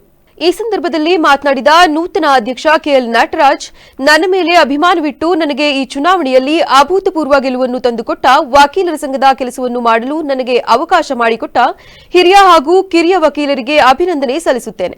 ಮಾಜಿ ಅಧ್ಯಕ್ಷರುಗಳ ಹಾಗೂ ಹಿರಿಯರ ಸಹಕಾರ ಪಡೆದು ನಮಗೆ ಮೀಸಲಿಟ್ಟಿರುವ ನ್ಯಾಯಾಲಯದ ನಿವೇಶನದಲ್ಲಿ ನೂತನ ಕಟ್ಟಡ ನಿರ್ಮಾಣಕ್ಕೆ ಪ್ರಯತ್ನಿಸುವುದಾಗಿ ತಿಳಿಸಿದರಲ್ಲದೆ ರಾಜ್ಯ ಹಾಗೂ ಜಿಲ್ಲಾ ವಕೀಲರ ಸಹಕಾರ ಪಡೆದು ಸಂಘದ ಅಭಿವೃದ್ಧಿಗೆ ಶ್ರಮಿಸುವುದಾಗಿ ತಿಳಿಸಿದರು. ಅಧ್ಯಕ್ಷ ಈ ದಿನ ನಮ್ಮ ವಕೀಲರ ಸಂಘದಲ್ಲಿ 2024-25 ಸಾಲು 25-26ನೇ ಸಾಲಿನ ವಕೀಲರ ಸಂಘದ ಚುನಾವಣೆ ನಡೆಸಿದ್ದು, ಈ ಚುನಾವಣೆಯಲ್ಲಿ ನಮ್ಮ ವಕೀಲರ ಸಂಘದ ಹಿರಿಯ ಸದಸ್ಯರಾದಂಥ ಕೆಎಲ್ ನಟರಾಜ್ ಅವರು ಅಧ್ಯಕ್ಷರಾಗಿ ಆಯ್ಕೆಯಾಗಿದ್ದಾರೆ. ಅವರಿಗೆ ನಮ್ಮ ವಕೀಲರ ಸಂಘದ ಪರವಾಗಿ ಹೃತ್ಪೂರ್ವಕ ಅಭಿನಂದನೆಗಳನ್ನು ತಿಳಿಸ್ತೀನಿ. ಅದೇ ರೀತಿ ಏನು ನಮ್ಮ ವಕೀಲರ ಸಂಘದ ಇನ್ನೊಬ್ಬ ಸದಸ್ಯರಾದಂಥ ಸುನೀಲ್ ಕುಮಾರ್ ಅವರು ಈ ಸಂದರ್ಭದಲ್ಲಿ ವಕೀಲರಾದ ಚಂದ್ರೇಗೌಡ, ದೇವರಾಜು, ಮಂಜೇಗೌಡ, ಮಹೇಶ್ ಇನ್ನಿತರರು ಹಾಜರಿದ್ದರು. ಬೇಲೂರು ತಾಲೂಕಿನ ಅರೆಹಳ್ಳಿಯ ಕೇಶವನಗರ ಹಿರಿಯ ಪ್ರಾಥಮಿಕ ಶಾಲೆಯಲ್ಲಿ ಇತ್ತೀಚೆಗೆ ವರ್ಗಾವಣೆಗೊಂಡ ಶಿಕ್ಷಕರಿಗೆ ಬೀಳ್ಕೊಡುಗೆ ಸಮಾರಂಭವನ್ನು ಹಮ್ಮಿಕೊಳ್ಳಲಾಗಿತ್ತು. ಈ ಕಾರ್ಯಕ್ರಮವನ್ನುದ್ದೇಶಿಸಿ ಮಾತನಾಡಿದ ಶಿಕ್ಷಕ ಕುಮಾರ್, ಕಳೆದ 15 ವರ್ಷಗಳಿಂದ ಈ ಶಾಲೆಯಲ್ಲಿ ಸೇವೆ ಸಲ್ಲಿಸುತ್ತಿದ್ದು ತೃಪ್ತಿ ತಂದಿದೆ. ಅರೆಹಳ್ಳಿ ಪಟ್ಟಣದಲ್ಲಿ ಶಾಲೆಗಳ ಸಂಖ್ಯೆ ಜಾಸ್ತಿ ಇದ್ದರೂ ಸಿಗುವ ಮೂಲಭೂತ ಸೌಲಭ್ಯಗಳನ್ನು ಬಳಸಿಕೊಂಡು ಮಕ್ಕಳ ಸಂಖ್ಯೆಯನ್ನು ಹೆಚ್ಚಿಸಲು ವಿಭಿನ್ನವಾಗಿ ಪ್ರಯತ್ನಿಸಲಾಗಿತ್ತು. ನಿಸ್ವಾರ್ಥ ಸೇವೆ ಸಲ್ಲಿಸಲು ಕಾರಣಕರ್ತರಾದ ಮುಖ್ಯ ಶಿಕ್ಷಕರಿಗೆ, ಎಸ್ಡಿಎಂಸಿ ಪದಾಧಿಕಾರಿಗಳಿಗೆ, ಪೋಷಕರಿಗೆ ಹಾಗೂ ಸಹ ಶಿಕ್ಷಕರಿಗೆ ಧನ್ಯವಾದಗಳು ಎಂದರು. ಹೆಸರು ಕುಮಾರ್ ಅಂತೇಳಿ ನಾನು ಈ ಶಾಲೆಯಲ್ಲಿ ಸುಮಾರು 15 ವರ್ಷಗಳ ಕಾಲ ಒಂದು ತೃಪ್ತಿಕರವಾಗಿ ಒಂದು ಸೇವೆಯನ್ನು ಸಲ್ಲಿಸಿದ್ದೀನಿ. ಜೊತೆಗೆ ಈ ಒಂದು ಶಾಲೆಯ ವಾತಾವರಣ ನನಗೆ ತುಂಬ ಇಷ್ಟ ಆಗಿದೆ. ಮತ್ತು ಈ ಶಾಲೆಯಲ್ಲಿ ಎಲ್ಲ ಮೂಲಭೂತ ಸೌಕರ್ಯಗಳು ಕೂಡ ತುಂಬ ಚೆನ್ನಾಗಿದ್ದು ನಮ್ಮ ಮಕ್ಕಳ ಒಂದು ಕಲಿಕೆ ಇಲ್ಲಿ ಪಟ್ಟಣದ ಶಾಲೆಗಳು, ಖಾಸಗಿ ಶಾಲೆಗಳು ಜಾಸ್ತಿ ಇದ್ದರೂ ಕೂಡ ಈ ಒಂದು ಭಾಗದಲ್ಲಿ ಒಂದು ಒಳ್ಳೆಯ ಮಕ್ಕಳ ಸಂಖ್ಯೆಯನ್ನು ಹೆಚ್ಚಿಸಿಕೊಂಡು ಈ ಒಂದು ಭಾಗದಲ್ಲಿ ಒಂದು ಗುಣಮಟ್ಟ ಶಿಕ್ಷಣವನ್ನು ನೀಡಲಿಕ್ಕೆ ನನಗೆ ಈ ಒಂದು ಗ್ರಾಮಸ್ಥರು, SDMC ಅಧ್ಯಕ್ಷರು, ಸದಸ್ಯರು, ನಮ್ಮ ಶಾಲೆಯ ಮುಖ್ಯೋಪಾಧ್ಯಾಯರು, ನನ್ನ ಸಹೋದ್ಯೋಗಿ ಮಿತ್ರರು ಎಲ್ಲರೂ ಕೂಡ ಒಂದು ಒಳ್ಳೆಯ ಸಹಕಾರವನ್ನು ನೀಡಿದ್ದಾರೆ. ಅವರೆಲ್ಲರಿಗೂ ಕೂಡ ನಾನು ಹೃದಯಪೂರ್ವಕವಾಗಿ ಧನ್ಯವಾದಗಳನ್ನು ಹಾಗೂ ಕೃತಜ್ಞತೆಗಳನ್ನು ಸಲ್ಲಿಸ್ತೇನೆ. ಜೊತೆಗೆ ಈ ಒಂದು ಭಾಗದಲ್ಲಿ ಸಮೂಹ ಸಂಪನ್ಮೂಲ ವ್ಯಕ್ತಿಗಳಾಗಿ ಈ ವೇಳೆ ಸಿಆರ್ಪಿ ಶೈಲಜಾ, ಮುಖ್ಯ ಶಿಕ್ಷಕರಾದ ರಾಜಶೇಖರ್, ಮಂಜಪ್ಪ ಒಡೆಯರ್, ಕುಮಾರ್, ಶಿವಾನಂದ್ ಹಾಗೂ ಇನ್ನಿತರರು ಹಾಜರಿದ್ದರು. ಸಕಲೇಶಪುರ ತಾಲೂಕಿನ ಬೆಳಗೋಡು ಗ್ರಾಮ ಪಂಚಾಯಿತಿ ವ್ಯಾಪ್ತಿಯಲ್ಲಿ ನಡೆದ ಗ್ರಾಮ ಸಭೆಯು ಜನಸಮಸ್ಯೆಗಳಿಗೆ ಸ್ಪಂದಿಸುವ ಮಾದರಿಯ ಸಭೆಯಾಗಿ ಪರಿಣಮಿಸಿತು. ಗ್ರಾಮ ಪಂಚಾಯಿತಿ ಅಧ್ಯಕ್ಷರು ಹಾಗೂ ಕಾಂಗ್ರೆಸ್ ಯುವ ಮುಖಂಡ ಭುವನಾಕ್ಷ ಅವರ ಅಧ್ಯಕ್ಷತೆಯಲ್ಲಿ ಸಭೆಯು ಅಂಬೇಡ್ಕರ್ ಭವನದಲ್ಲಿ ಅಚ್ಚುಕಟ್ಟಾಗಿ ಮತ್ತು ಅರ್ಥಪೂರ್ಣವಾಗಿ ನಡೆಯಿತು. ಅಂಬೇಡ್ಕರ್ ಭವನದಲ್ಲಿ ನಡೆದ ಸಭೆಯನ್ನು ಎಲ್ಇಡಿ ಪರದೆಯ ಮೂಲಕ ಗ್ರಾಮಸ್ಥರು ನೇರವಾಗಿ ವೀಕ್ಷಿಸಲು ವ್ಯವಸ್ಥೆ ಮಾಡಲಾಗಿತ್ತು. ಗ್ರಾಮಸ್ಥರು ತಮ್ಮ ಸಮಸ್ಯೆಗಳನ್ನು ಅಧಿಕಾರಿಗಳಿಗೆ ನೇರವಾಗಿ ತಿಳಿಸಿ ಪರಿಹಾರ ಕುರಿತಾಗಿ ಮಾಹಿತಿ ಪಡೆದರು. ವಿವಿಧ ಇಲಾಖೆಗಳ ಅಧಿಕಾರಿಗಳು ಗ್ರಾಮಸ್ಥರಿಗೆ ಉಪಯುಕ್ತ ಮಾಹಿತಿಗಳನ್ನು ನೀಡಿದರು. ಈ ಸಂದರ್ಭದಲ್ಲಿ ಮಾಧ್ಯಮದವರೊಂದಿಗೆ ಮಾತನಾಡಿದ ಗ್ರಾಮ ಪಂಚಾಯಿತಿ ಅಧ್ಯಕ್ಷ ಭುವನಾಕ್ಷ, ಗ್ರಾಮದ ಅಭಿವೃದ್ಧಿಗಾಗಿ ಸರ್ಕಾರ ನೀಡಿರುವ ಎಲ್ಲ ಸೌಲಭ್ಯಗಳನ್ನು ಗ್ರಾಮಸ್ಥರಿಗೆ ತಲುಪಿಸಲು ನಾನು ಶ್ರಮ ವಹಿಸಿದ್ದೇನೆ. ಅಧಿಕಾರ ಎನ್ನುವುದು ಜನರ ಅಭಿವೃದ್ಧಿಗಾಗಿ ಉಪಯೋಗವಾಗಬೇಕು ಎಂಬುದು ನನ್ನ ನಂಬಿಕೆ. ಆದರೆ ಕೆಲ ಅಧಿಕಾರಿಗಳು ಸಭೆಗೆ ಗೈರು ಹಾಜರಾಗಿರುವುದು ವಿಷಾದನೀಯ. ಇಂತಹ ಸಭೆಗಳಲ್ಲಿ ಉನ್ನತ ಅಧಿಕಾರಿಗಳು ಭಾಗವಹಿಸಿದರೆ ನಾಗರಿಕರಿಗೆ ಅಗತ್ಯ ಮಾಹಿತಿಗಳು ತಲುಪುತ್ತವೆ ಎಂದು ಹೇಳಿದರು. ಎಲ್ರಿಗೂ ನಮಸ್ಕಾರ. ಇವತ್ತೇನು ಬೆಳಗೋಡು ಗ್ರಾಮ ಪಂಚಾಯತ್ ವತಿಯಿಂದ ಇವತ್ತೊಂದು ಗ್ರಾಮ ಸಭೆಯನ್ನು ಇವತ್ತು ಆಯೋಜನೆ ಮಾಡಿದ್ವಿ. ಆ ನಿಟ್ಟಿನಲ್ಲಿ ಈಗಾಗಲೇ ಸಾರ್ವಜನಿಕರು ಬಂದಿದ್ದಾರೆ. ಜೊತೆಗೆ ಏನು ತಾಲೂಕು ಮಟ್ಟದ ಅಧಿಕಾರಿಗಳನ್ನ ಕೂಡ ನಾವು ಕರೆಸಿದ್ವಿ. ಆಲ್ಮೋಸ್ಟ್ ಆಲ್ ಅಧಿಕಾರಿಗಳು ಬಂದಿದ್ದಾರೆ, ಇನ್ನೂ ಕೆಲವು ಅಧಿಕಾರಿಗಳು ಕೂಡ ಬಂದಿಲ್ಲ. ಹಾಗಾಗಿ ಜನಗಳಿಗೆ ಏನೆಲ್ಲ ಸಮಸ್ಯೆಗಳಿದೆ, ಈ ಭಾಗದ ಜನರಿಗೆ ಏನೆಲ್ಲ ಸಮಸ್ಯೆ ಇದೆ, ಯಾವ ಇಲಾಖೆಗಳಿಂದ ಏನೆಲ್ಲ ಸಮಸ್ಯೆ ಇದೆ, ಅದನ್ನು ಆ ಇಲಾಖೆಯ ಅಧಿಕಾರಿಗಳ ಮುಖಾಂತರ ಪರಿಹಾರ ಮಾಡಬೇಕಂತ ಹೇಳ್ಬಿಟ್ಟು ಒಂದು ಸಭೆಯನ್ನು ಆಯೋಜನೆ ಮಾಡಿದ್ದೀವಿ. ಆ ನಿಟ್ಟಿನಲ್ಲಿ ಒಂದಷ್ಟು ಜನರಿಗೆ ಪರಿಹಾರ ಸಿಕ್ಕಿದೆ, ಇನ್ನೂ ಒಂದಷ್ಟು ಜನರಿಗೆ ಪರಿಹಾರ ಸಿಕ್ಕಿಲ್ಲ. ಕಾರಣ ಏನಪ್ಪ ಅಂದರೆ ತಾಲೂಕಿನ ಮುಖ್ಯಾಧಿಕಾರಿಗಳು ಬಂದಿಲ್ಲದಿರೋದೇ ಕಾರಣ ಅಂತೇಳಿ ನಾನು ಈ ಸಂದರ್ಭದಲ್ಲಿ ಹೇಳಿಕ್ಕೆ ಬಯಸ್ತೇನೆ. ಪ್ರತಿ ಸಾರಿನೂ ಗ್ರಾಮ ಸಭೆಗೆ ಮೇಜರ್ ಆಗಿ ಏನು ತಾಲೂಕು ಅಧಿಕಾರಿಗಳು ತುಂಬ ಗೈರುಗಳಾಗ್ತಾರೆ. ಇದರಿಂದ ಜನರಿಗೆ ಸಮಸ್ಯೆ ಆಗ್ತದೆ. ನಾವು ತುಂಬ ಒತ್ತು ಕೊಟ್ಟು ಕೆಲಸ ಮಾಡಿದ್ದೀವಿ ಅವರಿಗೆ, ಮತ್ತೆ ಒತ್ತು ಕೊಟ್ಟು ಅವರಿಗೆ ನೆನ್ನೆ. ಈ ಸಂದರ್ಭದಲ್ಲಿ ಗ್ರಾಮ ಪಂಚಾಯಿತಿಯ ಬಹುತೇಕ ಸದಸ್ಯರು, ವಿವಿಧ ಇಲಾಖೆಯ ಅಧಿಕಾರಿಗಳು ಹಾಗೂ ಗ್ರಾಮಸ್ಥರು ಪಾಲ್ಗೊಂಡಿದ್ದರು. ಪಟ್ಟಣದಿಂದ ಕೂಗಳತೆ ದೂರದಲ್ಲಿರುವ ಬುದ್ಧ ಪ್ರೌಢಶಾಲಾ ರಸ್ತೆಯಿಂದ ಹೊಸನಗರಕ್ಕೆ ಸಂಪರ್ಕ ಕಲ್ಪಿಸುವ ರಸ್ತೆಯ ದುರಸ್ತಿಗೆ ಶೀಘ್ರ ಕ್ರಮ ಕೈಗೊಳ್ಳಲಾಗುವುದು ಎಂದು ಬಂಟೇನಹಳ್ಳಿ ಗ್ರಾಮ ಪಂಚಾಯಿತಿ ಅಧ್ಯಕ್ಷರಾದ ಧನಂಜಯ ಅವರು ಭರವಸೆ ನೀಡಿದರು. ಬೇಲೂರು ಪಟ್ಟಣದ ಬುದ್ಧ ಪ್ರೌಢಶಾಲಾ ರಸ್ತೆಯಿಂದ ಹೊಸನಗರಕ್ಕೆ ಸಂಪರ್ಕ ಕಲ್ಪಿಸುವ ರಸ್ತೆಯು ದಶಕಗಳಿಂದ ಡಾಂಬರು ಹಾಗೂ ಕಾಂಕ್ರೀಟ್ ಕಾಣದೆ ಸಂಚಾರಕ್ಕೆ ಸ್ಥಳೀಯರು ಸಾಕಷ್ಟು ಸಮಸ್ಯೆಗಳನ್ನು ಅನುಭವಿಸುತ್ತಿದ್ದರು. ಈ ರಸ್ತೆ ಸಮಸ್ಯೆ ಕುರಿತು ನಮ್ಮ ವಿವಿಸಿ ವಾಹಿನಿಯಲ್ಲಿ ವಿಸ್ತೃತ ವರದಿ ಮಾಡಿದ್ದ ಬೆನ್ನಲ್ಲೇ ಇಂದು ಬೆಳಗ್ಗೆ ನಮ್ಮ ವರದಿಗೆ ಸ್ಪಂದಿಸಿ ಬಂಟೇನಹಳ್ಳಿ ಗ್ರಾಮ ಪಂಚಾಯಿತಿ ಅಧ್ಯಕ್ಷರು ಶನಿವಾರ ಸ್ಥಳಕ್ಕೆ ಆಗಮಿಸಿ ರಸ್ತೆ ಪರಿಶೀಲನೆ ನಡೆಸಿದರು. ಈ ವೇಳೆ ಬಂಟೇನಹಳ್ಳಿ ಗ್ರಾಮ ಪಂಚಾಯಿತಿ ಅಧ್ಯಕ್ಷರಾದ ಧನಂಜಯ್ ಮಾತನಾಡಿ, ಶಾಂತಿನಗರಕ್ಕೆ ಸಂಪರ್ಕ ಕಲ್ಪಿಸುವ ರಸ್ತೆ ಅಭಿವೃದ್ಧಿ ದಶಕಗಳಿಂದಲೂ ನೆನೆಗುದಿಗೆ ಬಿದ್ದಿರುವುದು ನನ್ನ ಗಮನಕ್ಕೆ ಇದೀಗ ಬಂದಿದೆ. ಬಂಟೇನಹಳ್ಳಿ ಗ್ರಾಮ ಪಂಚಾಯಿತಿ ವ್ಯಾಪ್ತಿಯಲ್ಲಿ ಸಾರ್ವಜನಿಕರಿಗೆ ಅನುಕೂಲವಾಗುವಂತೆ ಹಾಗೂ ಪ್ರಮುಖವಾಗಿ ಮೂಲಭೂತ ಸೌಲಭ್ಯಗಳನ್ನು ನೀಡುವ ನಿಟ್ಟಿನಲ್ಲಿ ಪ್ರಾಮಾಣಿಕವಾಗಿ ಕೆಲಸ ಮಾಡಲಾಗುತ್ತಿದೆ. ಅದೇ ರೀತಿ ಈ ರಸ್ತೆಯ ದುರಸ್ತಿಗೆ ಶೀಘ್ರ ಕ್ರಮ ಕೈಗೊಳ್ಳಲಾಗುವುದು ಎಂದು ತಿಳಿಸಿದ ಅವರು, ಹೊಸನಗರ ಬಡಾವಣೆಯಿಂದ ಬುದ್ಧ ಶಾಲೆಗೆ ವಿದ್ಯಾರ್ಥಿಗಳು ಕೆಸರು ರಸ್ತೆಯಲ್ಲಿ ತಿರುಗಾಡುತ್ತಾರೆ. ಇಲ್ಲಿನ ನಿವಾಸಿಗಳು ಪ್ರತಿದಿನದ ಕೆಲಸಕ್ಕಾಗಿ ಈ ರಸ್ತೆಯಲ್ಲಿ ತಿರುಗಾಡುವಾಗ ಕೆಲವರು ಬೈಕ್ನಲ್ಲಿ ಬಿದ್ದು ಆಸ್ಪತ್ರೆ ಸೇರಿರುವ ಉದಾಹರಣೆಗಳು ಸಾಕಷ್ಟಿವೆ ಎಂದು ಮಾಧ್ಯಮಗಳ ಮೂಲಕ ಸಾರ್ವಜನಿಕರು ಅಳಲು ತೋಡಿಕೊಂಡಿದ್ದಾರೆ. ಏನಪ್ಪ ಅಂದರೆ ನಿನ್ನೆ ಮತ್ತು ಇವತ್ತು ಬೆಳಗ್ಗೆಯಿಂದ ನಾನು ನೋಡ್ತಾ ಇದ್ದೀನಿ ಸೋಷಿಯಲ್ ಮೀಡಿಯಾದಲ್ಲಿ ಮತ್ತು ಪ್ರಿಂಟಿಂಗ್ ಮೀಡಿಯಾದಲ್ಲಿ ಇರ್ಬೋದು, ಸುದ್ದಿ ಮಾಧ್ಯಮಗಳಿರ್ಬೋದು, ಈ ವ್ಯವಸ್ಥೆ ಬಗ್ಗೆ ನನ್ನ ಗಮನಕ್ಕೆ ಬಂತು. ಇದು ನಮ್ಮ ಬಂಟೇನಹಳ್ಳಿ ಪಂಚಾಯತಿಯಿಂದ ಒಂದು ಅರ್ಧ ಕಿಲೋಮೀಟ್ರ್ ದೂರದಲ್ಲಿದೆ. ಆದರೂ ಕೂಡ ನಮ್ಮ ಗಮನಕ್ಕೆ ಬಿದ್ದಿರಲಿಲ್ಲ. ಏನಕ್ಕೆ ಬಿದ್ದಿರಲಿಲ್ಲ ಅಂತ ಸ್ಪಷ್ಟನೆ ಕೊಡ್ತೀನಿ. ಏನಕ್ಕಪ್ಪ ಅಂತಂದರೆ ನಮಗೆ ಬೇರೆ ಕಡೆಯಲ್ಲಿರ್ಬೋದು ನಾವೆಲ್ಲ ಈ ರೋಡು ಮತ್ತು ಡ್ರೈನೇಜ್ ಇರ್ಬೋದು ಅದಕ್ಕೆ ತುಂಬ ಒತ್ತು ಕೊಡ್ತಾಯಿದ್ದೀವಿ. ಎಸ್ಪೆಷಲಿ ನಾನಂತೂ ಅಧ್ಯಕ್ಷ ಆದಮೇಲೆ ಯಾವುದೇ ಗ್ರಾಮಗಳಿಗೆ ವಿಸಿಟ್ ಕೊಟ್ಟು ರೋಡಿನ ವ್ಯವಸ್ಥೆ ಮತ್ತು ಚರಂಡಿ ವ್ಯವಸ್ಥೆನ ನೀಟಾಗಿ ನೋಡ್ಕೊತಿದ್ದೀವಿ. ಆ ಭಾಗದಲ್ಲೆಲ್ಲ ಏನಾಗಿದೆ ಅಂದರೆ ಎಲ್ಲ ಮೆಂಬರ್ಗಳಿದ್ದಾರೆ ನಮಗೆ. ಆ ಮೆಂಬರ್ಗಳು ಏನು ಮಾಡ್ತಾಯಿದ್ದಾರೆ ಅಂತಂದರೆ ಬಂದು ಅಧ್ಯಕ್ಷ ನಮಗೆ ಇಂಥದ್ದು ಬೇಕು ಅಂತ ಹೇಳ್ಬಿಟ್ಟು ಇಲ್ಲ ಈ ವ್ಯವಸ್ಥೆ ಬೇಕು ಅಂತ ಮಾಡ್ಸ್ಕೊಂಡು ಹೋಗ್ತಿದ್ದಾರೆ. ಬಟ್ ಇಲ್ಲಿ ಈ ಸಂದರ್ಭದಲ್ಲಿ ಬಂಟೇನಹಳ್ಳಿ ಗ್ರಾಮ ಪಂಚಾಯಿತಿ ಬಿಲ್ ಕಲೆಕ್ಟರ್ ವಸಂತ್ ಕುಮಾರ್, ಪತ್ರಕರ್ತ ದಿನೇಶ್ ಬೆಳ್ಳಾವರ ಸೇರಿದಂತೆ ಸ್ಥಳೀಯರು ಹಾಜರಿದ್ದರು. ನೈಸರ್ಗಿಕ ಸೌಂದರ್ಯ, ಕಲೆ, ಶಿಲ್ಪ ಮತ್ತು ಇತಿಹಾಸದಲ್ಲಿ ಸಮೃದ್ಧವಾದ ಕರ್ನಾಟಕ ರಾಜ್ಯದ ನಾಗರಿಕರಾಗಿರುವುದು ನಮ್ಮ ಪುಣ್ಯ. ಕನ್ನಡ ನಮ್ಮ ಅಸ್ತಿತ್ವ ಮತ್ತು ನಮ್ಮ ಆತ್ಮ. ಅದನ್ನು ಉಳಿಸಿ ಬೆಳೆಸುವುದು ಪ್ರತಿಯೊಬ್ಬ ಕನ್ನಡಿಗನ ಕರ್ತವ್ಯ ಎಂದು ಶಾಸಕ ಸಿಮೆಂಟ್ ಮಂಜು ಹೇಳಿದರು. ಪಟ್ಟಣದ ಸುಭಾಷ್ ಮೈದಾನದಲ್ಲಿ ನಡೆದ ಕನ್ನಡ ರಾಜ್ಯೋತ್ಸವ ಕಾರ್ಯಕ್ರಮದ ಅಧ್ಯಕ್ಷತೆ ವಹಿಸಿ ಮಾತನಾಡಿದ ಅವರು, ಇಂದಿನ ಪೋಷಕರು ಮಕ್ಕಳಿಗೆ ಇಂಗ್ಲಿಷ್ಗೆ ಆದ್ಯತೆ ನೀಡುತ್ತಿದ್ದು ಕನ್ನಡ ಮಾತನಾಡುವುದನ್ನು ಮರೆತಿದ್ದಾರೆ. ಭಾಷೆ ಕೇವಲ ಸಂವಹನದ ಮಾಧ್ಯಮವಲ್ಲ, ಅದು ನಮ್ಮ ಸಂಸ್ಕೃತಿ ಮತ್ತು ಗುರುತಿನ ಭಾಗ. ಮನೆಯಿಂದಲೇ ಮಕ್ಕಳಿಗೆ ಕನ್ನಡ ಕಲಿಸುವ ಜವಾಬ್ದಾರಿ ಪೋಷಕರದ್ದು ಎಂದರು. ಸರ್ಕಾರ ಹಾಗೂ ವಿವಿಧ ಕನ್ನಡಪರ ಸಂಘಟನೆಗಳು ಭಾಷೆಯ ಅಭಿವೃದ್ಧಿಗೆ ಶ್ರಮಿಸುತ್ತಿವೆ. ಪ್ರತಿಯೊಂದು ಶಾಲೆಯಲ್ಲೂ ಕನ್ನಡ ಅಕ್ಷರ, ಲಿಪಿ ಮತ್ತು ವಿಷಯಗಳಿಗೆ ಪ್ರಾಮುಖ್ಯತೆ ನೀಡಬೇಕು. ಸರ್ಕಾರಿ ಶಾಲೆಗಳಲ್ಲಿ ಓದುತ್ತಿರುವ ಬಡ ಹಾಗೂ ಮಧ್ಯಮ ವರ್ಗದ ಮಕ್ಕಳಲ್ಲಿ ಕನ್ನಡಾಭಿಮಾನ ಬೆಳೆಸಲು ಶಿಕ್ಷಣ ಇಲಾಖೆ ಮುಂದಾಗಬೇಕೆಂದು ಸಲಹೆ ನೀಡಿದರು. ಕನ್ನಡ ರಾಜ್ಯೋತ್ಸವದ ಶುಭಾಶಯಗಳನ್ನು ಕೋರುತ್ತಾ ಈ ಒಂದು ಶುಭ ಸಂದರ್ಭದಲ್ಲಿ ಇಡೀ ದೇಶದಲ್ಲೇ ಸಂಪತ್ಭರಿತ ನೈಸರ್ಗಿಕ ಸೌಂದರ್ಯವನ್ನು ಹೊಂದಿರತಕ್ಕಂಥ ಕರ್ನಾಟಕ ರಾಜ್ಯದಲ್ಲಿ ನಾವೆಲ್ಲರೂ ಹುಟ್ಟಿರ್ತಕ್ಕಂಥದ್ದೇ ನಮ್ಮೆಲ್ಲರ ಪುಣ್ಯ ಅಂತೇಳಿ ಈ ಸಂದರ್ಭದಲ್ಲಿ ನಾವು ಹೇಳಿ ಇಷ್ಟಪಡ್ತೇನೆ. ಯಾಕೆಂದ್ರೆ ಕರ್ನಾಟಕ ಅಂತ ಹೇಳಿದ್ರೆ ಬರೀ ನೈಸರ್ಗಿಕ ಸೌಂದರ್ಯ ಅಲ್ಲ, ಬರೀ ಕಲೆ ಮತ್ತೆ ಇತಿಹಾಸದಲ್ಲ, ಇಡೀ ಶಿಲ್ಪ ಕಲೆಗಳ ತವರೂರು. ಅದರಲ್ಲೂ ಕೂಡ ನಮ್ಮ ಹಾಸನ ಜಿಲ್ಲೆಯಲ್ಲಿ ನಾವು ಧ್ವಜಾರೋಹಣ ನೆರವೇರಿಸಿ ಮಾತನಾಡಿದ ಉಪವಿಭಾಗಾಧಿಕಾರಿ ರಾಜೇಶ್ ಅವರು, ಸ್ವಾತಂತ್ರ್ಯದಿಂದ ಇಂದಿನವರೆಗೆ ಅನೇಕ ದೇಶಗಳಲ್ಲಿ ಭಾಷೆ ಮತ್ತು ಸಂಸ್ಕೃತಿ ನಶಿಸಿದ ಉದಾಹರಣೆಗಳಿವೆ. ತಾಯಿ ಭಾಷೆಯಲ್ಲಿ ಶಿಕ್ಷಣ ಪಡೆದರೆ ವ್ಯಕ್ತಿಯ ಸರ್ವತೋಮುಖ ವಿಕಾಸ ಸಾಧ್ಯ ಎಂದರು. ಹೆಚ್ಚಿನ ಜ್ಞಾನಕ್ಕಾಗಿ ಬೇರೆ ಭಾಷೆ ಕಲಿತರೂ ಮನೆಯ ಮಾತು ಹಾಗೂ ಪ್ರಾಥಮಿಕ ಶಿಕ್ಷಣ ತಾಯಿ ಭಾಷೆಯಾದ ಕನ್ನಡದಲ್ಲೇ ಇರಬೇಕು. ಭಾಷೆಯ ಉಳಿವು ನಮ್ಮ ನಿತ್ಯ ಜೀವನದಲ್ಲಿ ಕನ್ನಡ ಬಳಕೆಯಲ್ಲಿದೆ ಎಂದು ವಿದ್ಯಾರ್ಥಿ ಪೋಷಕರಿಗೆ ಕರೆ ನೀಡಿದರು. ಭಾಷಾ ಆಧಾರದ ಮೇಲೆ ರಾಜ್ಯಗಳ ಪುನರ್ರಚನೆಯ ಹೋರಾಟದ ಫಲವಾಗಿ ನವೆಂಬರ್ 1ರಂದು ಮೈಸೂರು ರಾಜ್ಯ ಹುಟ್ಟಿಕೊಂಡಿತು. ಆಲೂರು ವೆಂಕಟರಾಯರು, ಬೇಂದ್ರೆ, ಕುವೆಂಪು ಮುಂತಾದ ಗಣ್ಯರ ತ್ಯಾಗದಿಂದ ಕನ್ನಡ ರಾಜ್ಯ ನಿರ್ಮಾಣ ಸಾಧ್ಯವಾಯಿತು ಎಂದರು. ಸ್ವಾತಂತ್ರ್ಯ ನಂತರ 1950ರಲ್ಲಿ ಇಡೀ ದೇಶ ಭಾಷಾ ಸಂಸ್ಕೃತಿಯೇ ನಶಿಸಿದಂತಾಗುತ್ತದೆ ಎಂಬುದನ್ನು ನಾವು ಗಮನದಲ್ಲಿಟ್ಟುಕೊಳ್ಳಬೇಕು. ಮಾತೃಭಾಷೆಯಲ್ಲಿ ಶಿಕ್ಷಣ ಪಡೆದಲ್ಲಿ ಸರ್ವತೋಮುಖ ಅಭಿವೃದ್ಧಿಗೆ ಸಹಕಾರಿಯಾಗುತ್ತದೆ. ಹೆಚ್ಚಿನ ಜ್ಞಾನಕ್ಕಾಗಿ ಬೇರೆ ಭಾಷೆಯನ್ನು ಅವಲಂಬಿಸಿದರೂ ಸಹ ನಮ್ಮ ಮಾತೃಭಾಷೆಯಲ್ಲಿ ಪ್ರಾಥಮಿಕ ಶಿಕ್ಷಣ, ಮನೆ, ಮಾತು ಮತ್ತು ವ್ಯಾವಹಾರಿಕ ಭಾಷೆಯಾಗಿ ಬಳಸುವುದರಿಂದ ಭಾಷೆ ಎಂದಿಗೂ ಜೀವಂತವಾಗಿರುತ್ತದೆ. ಹಾಗಾಗಿ ಇಷ್ಟು ಇತಿಹಾಸ ಹೊಂದಿರತಕ್ಕಂಥ ಅತ್ಯಂತ ಹಳೆಯ ಭಾಷೆಯಾದ ಕನ್ನಡ ಭಾಷೆ ಕಾರ್ಯಕ್ರಮದಲ್ಲಿ ಸಮಾಜದಲ್ಲಿ ಗಣನೀಯ ಸೇವೆ ಸಲ್ಲಿಸಿದ ಸಾಧಕರನ್ನು ಸನ್ಮಾನಿಸಲಾಯಿತು. ಪುರಸಭೆ ವ್ಯಾಪ್ತಿಯ ಶಾಲಾ ಮಕ್ಕಳ ಸಾಂಸ್ಕೃತಿಕ ಕಾರ್ಯಕ್ರಮವು ನೋಡುಗರ ಗಮನ ಸೆಳೆಯಿತು.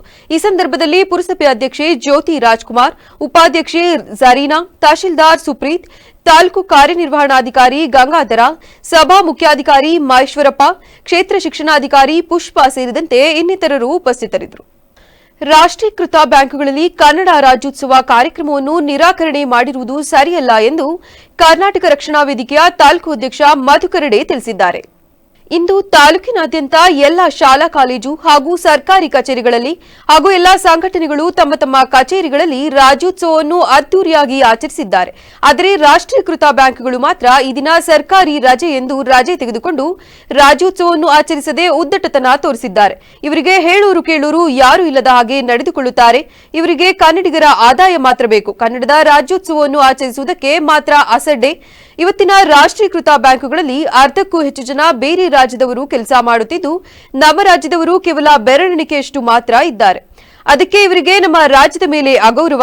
ವಿಪರ್ಯಾಸವೆಂದರೆ ಬ್ಯಾಂಕಿನಲ್ಲಿರುವ ಬೆರಳೆಣಿಕೆಯಷ್ಟು ಕನ್ನಡಿಗರು ಕೂಡ ಇವರ ಜೊತೆ ಸೇರಿಕೊಂಡು ಕನ್ನಡ ರಾಜ್ಯೋತ್ಸವ ಆಚರಿಸಲಿಕ್ಕೆ ಅಸಡ್ಡೆ ತೋರಿಸುತ್ತಾರೆ ಎಂದರು. ಇವತ್ತು ಕರ್ನಾಟಕ ರಾಜ್ಯದಾದ್ಯಂತ ಅದ್ದೂರಿ ಕನ್ನಡ ರಾಜ್ಯೋತ್ಸವವನ್ನು ಆಚರಿಸತಕ್ಕಂಥ ಈ ಸಂದರ್ಭದಲ್ಲಿ ಈ ರಾಷ್ಟ್ರೀಕೃತ ಬ್ಯಾಂಕ್ಗಳು ಏನಿದ್ದಾವೆ ಯಾವುದ್ರಲ್ಲೂ ಕೂಡ ಒಂದು ಕನಿಷ್ಠ ಪಕ್ಷ ಕನ್ನಡ ಧ್ವಜವನ್ನು ಆರಿಸ್ತಕ್ಕಂಥ ಒಂದು ಕೆಲಸವನ್ನು ಮಾಡಿಲ್ಲ. ಇವತ್ತು ಇವರು ನಮ್ಮ ನಾಡಿಗೆ ದ್ರೋಹವನ್ನು ಬಗೆದಿದ್ದಾರೆ.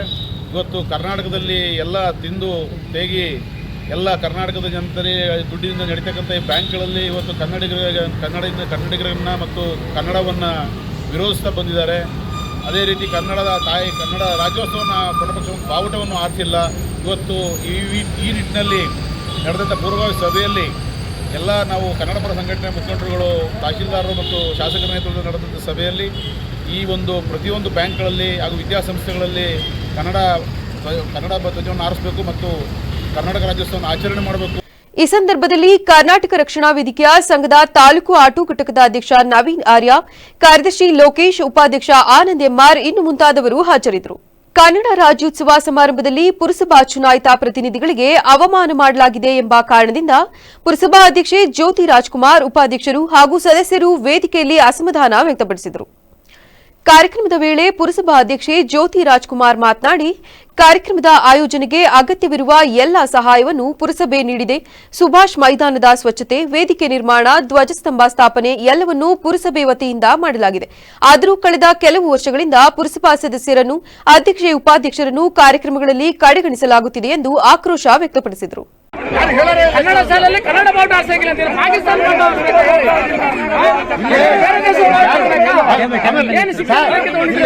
ಶ್ರೀಯುತ ಮುಖೇಶ್ ಶೆಟ್ಟಿ ಪುರಸಭಾ ಸದಸ್ಯರು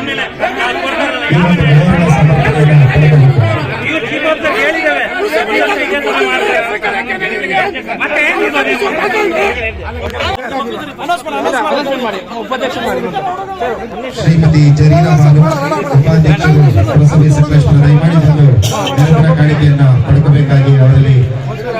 ಆಕ್ಚುಲಿ ಪುರಸಭೆಯಿಂದ ನಾವು 1 ಲಕ್ಷ ರೂಪಾಯಿ ಕಾರ್ಯಕ್ರಮ ಆಯೋಜನೆ ಮಾಡೋದು, ನಾವು ಕ್ಲೀನ್ ಮಾಡೋದು, ನಾವು ಶಾಮಿಲ್ ಹಾಕೋದು, ನಾವು ಕಂಬಕ್ಕೆ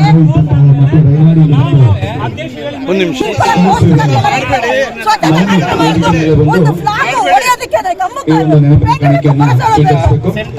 ಎಲ್ಲದಕ್ಕೂ ಪುರಸಭೆ ಬರಬೇಕು.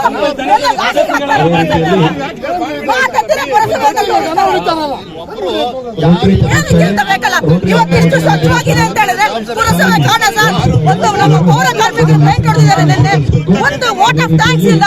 ಪುರಸಭಾ ಸದಸ್ಯರು 1 ಲಕ್ಷ ರೂಪಾಯಿ ಕೊಡ್ತೀವಿ ನಾವು, ಒಂದು ಮೊಬೈಲ್ ಕೊಡೋದಕ್ಕೆ ಮೀನಮೇಷ ಎಣಿಸ್ತಾರೆ. ಏನ್ ನ್ಯಾಯ ಇದು? ಸಭೆಯಲ್ಲಿ ಕ್ಷೇತ್ರ ಶಿಕ್ಷಣಾಧಿಕಾರಿ ಪುಷ್ಪ, ಉಪವಿಭಾಗಾಧಿಕಾರಿ ಹಾಗೂ ತಹಶೀಲ್ದಾರರ ವಿರುದ್ಧವೂ ಅಸಮಾಧಾನ ವ್ಯಕ್ತಪಡಿಸಲಾಯಿತು. ಅಂತಿಮವಾಗಿ ಇಂತಹ ಸಂದರ್ಭದಲ್ಲಿ ಯಾವುದೇ ಮೂಮೆಂಟುಗಳ ಅಗತ್ಯವಿಲ್ಲ ಎಂದು ಹೇಳಿ ಪುರಸಭಾಧ್ಯಕ್ಷೆ ಹಾಗೂ ಸದಸ್ಯರು ಸಭೆ ಮಧ್ಯೆ ಎದ್ದು ಹೊರನಡೆದರು. ಕನ್ನಡ ರಾಜ್ಯೋತ್ಸವವು ಕೇವಲ ಉತ್ಸವವಲ್ಲ, ಅದು ಕನ್ನಡಿಗರ ಏಕತಾ ದಿನ ಎಂದರು.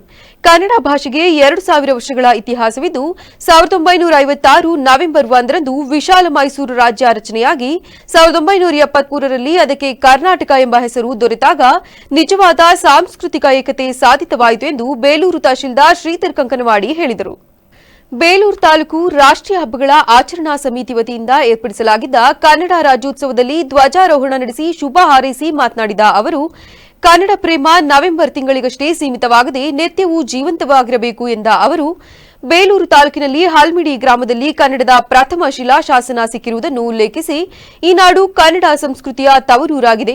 ಸಾಹಿತಿಗಳು ಮಾತ್ರವಲ್ಲದೆ ಎಲ್ಲ ವೃತ್ತಿಜೀವಿಗಳು ತಮ್ಮ ತಮ್ಮ ಕ್ಷೇತ್ರಗಳಲ್ಲಿ ಕನ್ನಡವನ್ನು ಬಳಸಿ ಬೆಳೆಸುವ ಬದ್ಧತೆಯನ್ನು ತೋರಬೇಕೆಂದು ಕರೆ ನೀಡಿದರು. ಕನ್ನಡವನ್ನು ಉಳಿಸುವ ಕಾಯಕ ನಿರಂತರವಾಗಿರಬೇಕು. ವಿಶ್ವ ಪರಂಪರೆಗೆ ಸೇರಿದ ಹೆಮ್ಮೆಯ ಬೇಲೂರು ಚೆನ್ನಕೇಶವ ದೇವಾಲಯ, ಹಳೆಬೀಡಿನ ಹೊಯ್ಸಳೇಶ್ವರ ದೇವಾಲಯ ಶಿಲ್ಪಕಲೆಗಳ ತವರೂರಾದ ಹೊಯ್ಸಳ ನಾಡಿನಲ್ಲಿರುವುದು ನಿಜಕ್ಕೂ ಹೆಮ್ಮೆಯ ವಿಷಯವೇ ಸರಿ. ಸುಮಾರು 1500 ವರ್ಷಗಳ ಹಿಂದಿನಲ್ಲಿ 16 ಸಾಲುಗಳಲ್ಲಿ ಕಟ್ಟಲ್ಪಟ್ಟಿರುವ ಹಲ್ಮಿಡಿ ಶಾಸನವು ನಮ್ಮ ತಾಲೂಕಿನಲ್ಲಿ ಇದೆ ಎಂದು ಹೇಳಲು ಅತ್ಯಂತ ಸಂತಸ. ನಂತರ ಪುರಸಭೆ ಅಧ್ಯಕ್ಷೆ ಉಷಾ ಸತೀಶ್ ಮಾತನಾಡಿ, ಕನ್ನಡ ಹೋರಾಟಗಾರರ ಫಲವಾಗಿ ಇಂದು ರಾಜ್ಯೋತ್ಸವ ಆಚರಿಸುತ್ತಿದ್ದು, ಕೇವಲ ಇದು ಒಂದು ದಿನಕ್ಕೆ ಮೀಸಲಾಗದೆ ಸಾಲದು. 7 ಕೋಟಿ ಕನ್ನಡಿಗರ ಮನೆ ಮನಗಳಲ್ಲಿ ಹಬ್ಬದ ರೀತಿಯಲ್ಲಿ ಪ್ರತಿನಿತ್ಯ ಆಚರಿಸಬೇಕು. ಇಂದು ನಮ್ಮ ರಾಜ್ಯದ ಹಲವಾರು ಕವಿಶ್ರೇಷ್ಠರು ಹಾಕಿಕೊಟ್ಟ ಆದರ್ಶಗಳನ್ನು ಯುವ ಪೀಳಿಗೆ ಮುಂದುವರಿಸಿಕೊಂಡು ಹೋಗಬೇಕೆಂದು ಶುಭ ಹಾರೈಸಿದರು. ಕರ್ನಾಟಕ ರಾಜ್ಯೋತ್ಸವದ ದಿನ 1956 ಈ ದಿನ ಅನೇಕ ಹೋರಾಟಗಾರರ ತ್ಯಾಗ ಮತ್ತು ನಿಷ್ಠೆಯ ಫಲವಾಗಿ ನಮ್ಮ ಕರ್ನಾಟಕವು ಕಾವ್ಯ, ಸಂಗೀತ, ವಿಜ್ಞಾನ, ಕೃಷಿ, ತಂತ್ರಜ್ಞಾನದಲ್ಲಿ ಅಗ್ರಸ್ಥಾನದಲ್ಲಿದೆ. ಕುವೆಂಪುರವರ ನಮ್ಮ ನಾಡು, ನಮ್ಮ ಭಾಷೆ, ನಮ್ಮ ಜೀವ ಎಂಬ ಮಾತು ಇಂದಿಗೂ ಸಹ ಪ್ರೇರಣೆ ನೀಡುತ್ತದೆ. ಈ ಕಾರ್ಯಕ್ರಮದಲ್ಲಿ ಯೋಜನಾ ಪ್ರಾಧಿಕಾರ ಅಧ್ಯಕ್ಷ ಸೈಯದ್ ತೌಫಿಕ್, ಪುರಸಭೆ ಸದಸ್ಯೆ ತೀರ್ಥಕುಮಾರಿ, ಭರತ್, ಮೀನಾಕ್ಷಿ, ಕನ್ನಡ ಪರ ಸಂಘಟನೆಯ ಚಂದ್ರಶೇಖರ್, ಕರವೇ ವಿಎಸ್ ಬೋಜೇಗೌಡ, ರಾಜಣ್ಣ ತೀರ್ಥಂಕರ, ಕಸಾಪ ಮಾನ ಮಂಜೇಗೌಡ, ಬಿಇಒ ಶ್ರೀಮತಿ ಭಾಗ್ಯಮ್ಮ, ಮುಖ್ಯಾಧಿಕಾರಿ ಬಸವರಾಜು ಶಿಗ್ಗಾವಿ, ಪತ್ರಕರ್ತರ ಸಂಘದ ಕಾರ್ಯದರ್ಶಿ ಬಿಬಿ ಶಿವರಾಜು ಸೇರಿದಂತೆ ಇತರರು ಹಾಜರಿದ್ದರು. ರಾಜ್ಯಕ್ಕೆ ಕರ್ನಾಟಕ ಎಂದು ನಾಮಕರಣ ಮಾಡಿದ ಡಿ ದೇವರಾಜ್ ಅವರನ್ನು ನೆನಪು ಮಾಡಿಕೊಳ್ಳುವುದು ಅಗತ್ಯ. ದೇಶದ ಸಂಪದ್ಭರಿತ ರಾಜ್ಯಗಳಲ್ಲಿ ಕರ್ನಾಟಕವೂ ಒಂದಾಗಿದ್ದು, ನಾಡು ನುಡಿಯ ಏಳಿಗೆಗಾಗಿ ನಾವೆಲ್ಲ ಶ್ರಮಿಸಲು ಪಣ ತೊಡೋಣ ಎಂದು ಶಾಸಕ ಎ ಮಂಜು ತಿಳಿಸಿದರು. ಪಟ್ಟಣದ ಬಾಲಕರ ಸರ್ಕಾರಿ ಪದವಿ ಪೂರ್ವ ಕಾಲೇಜು ಮೈದಾನದಲ್ಲಿ ರಾಷ್ಟ್ರೀಯ ಹಬ್ಬಗಳ ಆಚರಣಾ ಸಮಿತಿ ಶನಿವಾರ ಏರ್ಪಡಿಸಿದ್ದ 70ನೇ ಕನ್ನಡ ರಾಜ್ಯೋತ್ಸವ ಕಾರ್ಯಕ್ರಮದ ಅಧ್ಯಕ್ಷತೆ ವಹಿಸಿ ಅವರು ಮಾತನಾಡಿದರು. ತಹಶೀಲ್ದಾರ್ ಕೆಸಿ ರಾಷ್ಟ್ರ ಧ್ವಜಾರೋಹಣ ನೆರವೇರಿಸಿ ಸಂದೇಶ ನೀಡಿದರು. ರಾಜ್ಯಮಟ್ಟದ ಪ್ರೌಢಶಾಲಾ ಕ್ರೀಡಾಕೂಟದ ವಾಲಿಬಾಲ್ ಪಂದ್ಯಾವಳಿಯಲ್ಲಿ ಪ್ರಥಮ ಸ್ಥಾನ ಗಳಿಸಿ ರಾಷ್ಟ್ರಮಟ್ಟಕ್ಕೆ ಆಯ್ಕೆಯಾದ ತಾಲೂಕಿನ ಹೆಣ್ಣೂರು ಕೊಂಗಳಲೆ ಸರ್ಕಾರಿ ಪ್ರೌಢಶಾಲೆಯ ವಿದ್ಯಾರ್ಥಿಗಳಾದ Manya MP Bhavitha, KK Suchitra, PR Tejaswini, Varalakshmi, Sameeksha, Sophia, MK Yashaswini, KS Likhitha, ದೈಹಿಕ ಶಿಕ್ಷಣ ಶಿಕ್ಷಕರಾದ ಬಿಜಿ ಗಣೇಶ್, ಎಚ್ಎಂ ರವಿಕುಮಾರ್, ಪತ್ರಕರ್ತ ಎಎಸ್ ಸಂತೋಷ್, ಕೀಲ್ಕುದುರೆ ಕಲಾವಿದ ದಿವಾಕರ್, ತಾಲೂಕು ಕಚೇರಿ ದ್ವಿತೀಯ ದರ್ಜೆ ಸಹಾಯಕ ಉಜ್ವಲ್ ಕುಮಾರ್ ಅವರನ್ನು ಸನ್ಮಾನಿಸಲಾಯಿತು. ವಿವಿಧ ಶಾಲೆಗಳ ವಿದ್ಯಾರ್ಥಿಗಳಿಂದ ಸಾಂಸ್ಕೃತಿಕ ಕಾರ್ಯಕ್ರಮಗಳು ನಡೆಯಿತು.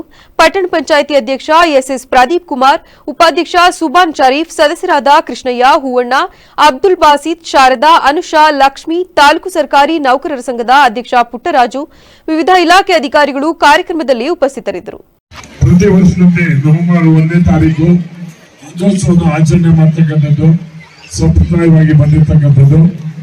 ಈ ರಾಜ್ಯೋತ್ಸವ ಮತ್ತೆ ಕರ್ನಾಟಕ ಅಂತ ಬಂದಿದಂತ ಹೆಸರು ಯಾರಿಂದ ಅಂತ ಹೇಳಿದ್ರೆ ದೇವರಾಜ ಅವರ ಕಾಲದಲ್ಲಿ ನಾಮಕರಣ ಆಯಿತು. ಇದಕ್ಕೆ ಒಟ್ಟು ಹೋರಾಟವನ್ನು ಮಾಡಿದಂಥವ್ರು ವಾಟಾಳ್ ನಾಗರಾಜ್ ಅವರು ಅಂತ ನಾವು ಇವತ್ತು ಜ್ಞಾಪಿಸ್ಕೋಬೇಕು.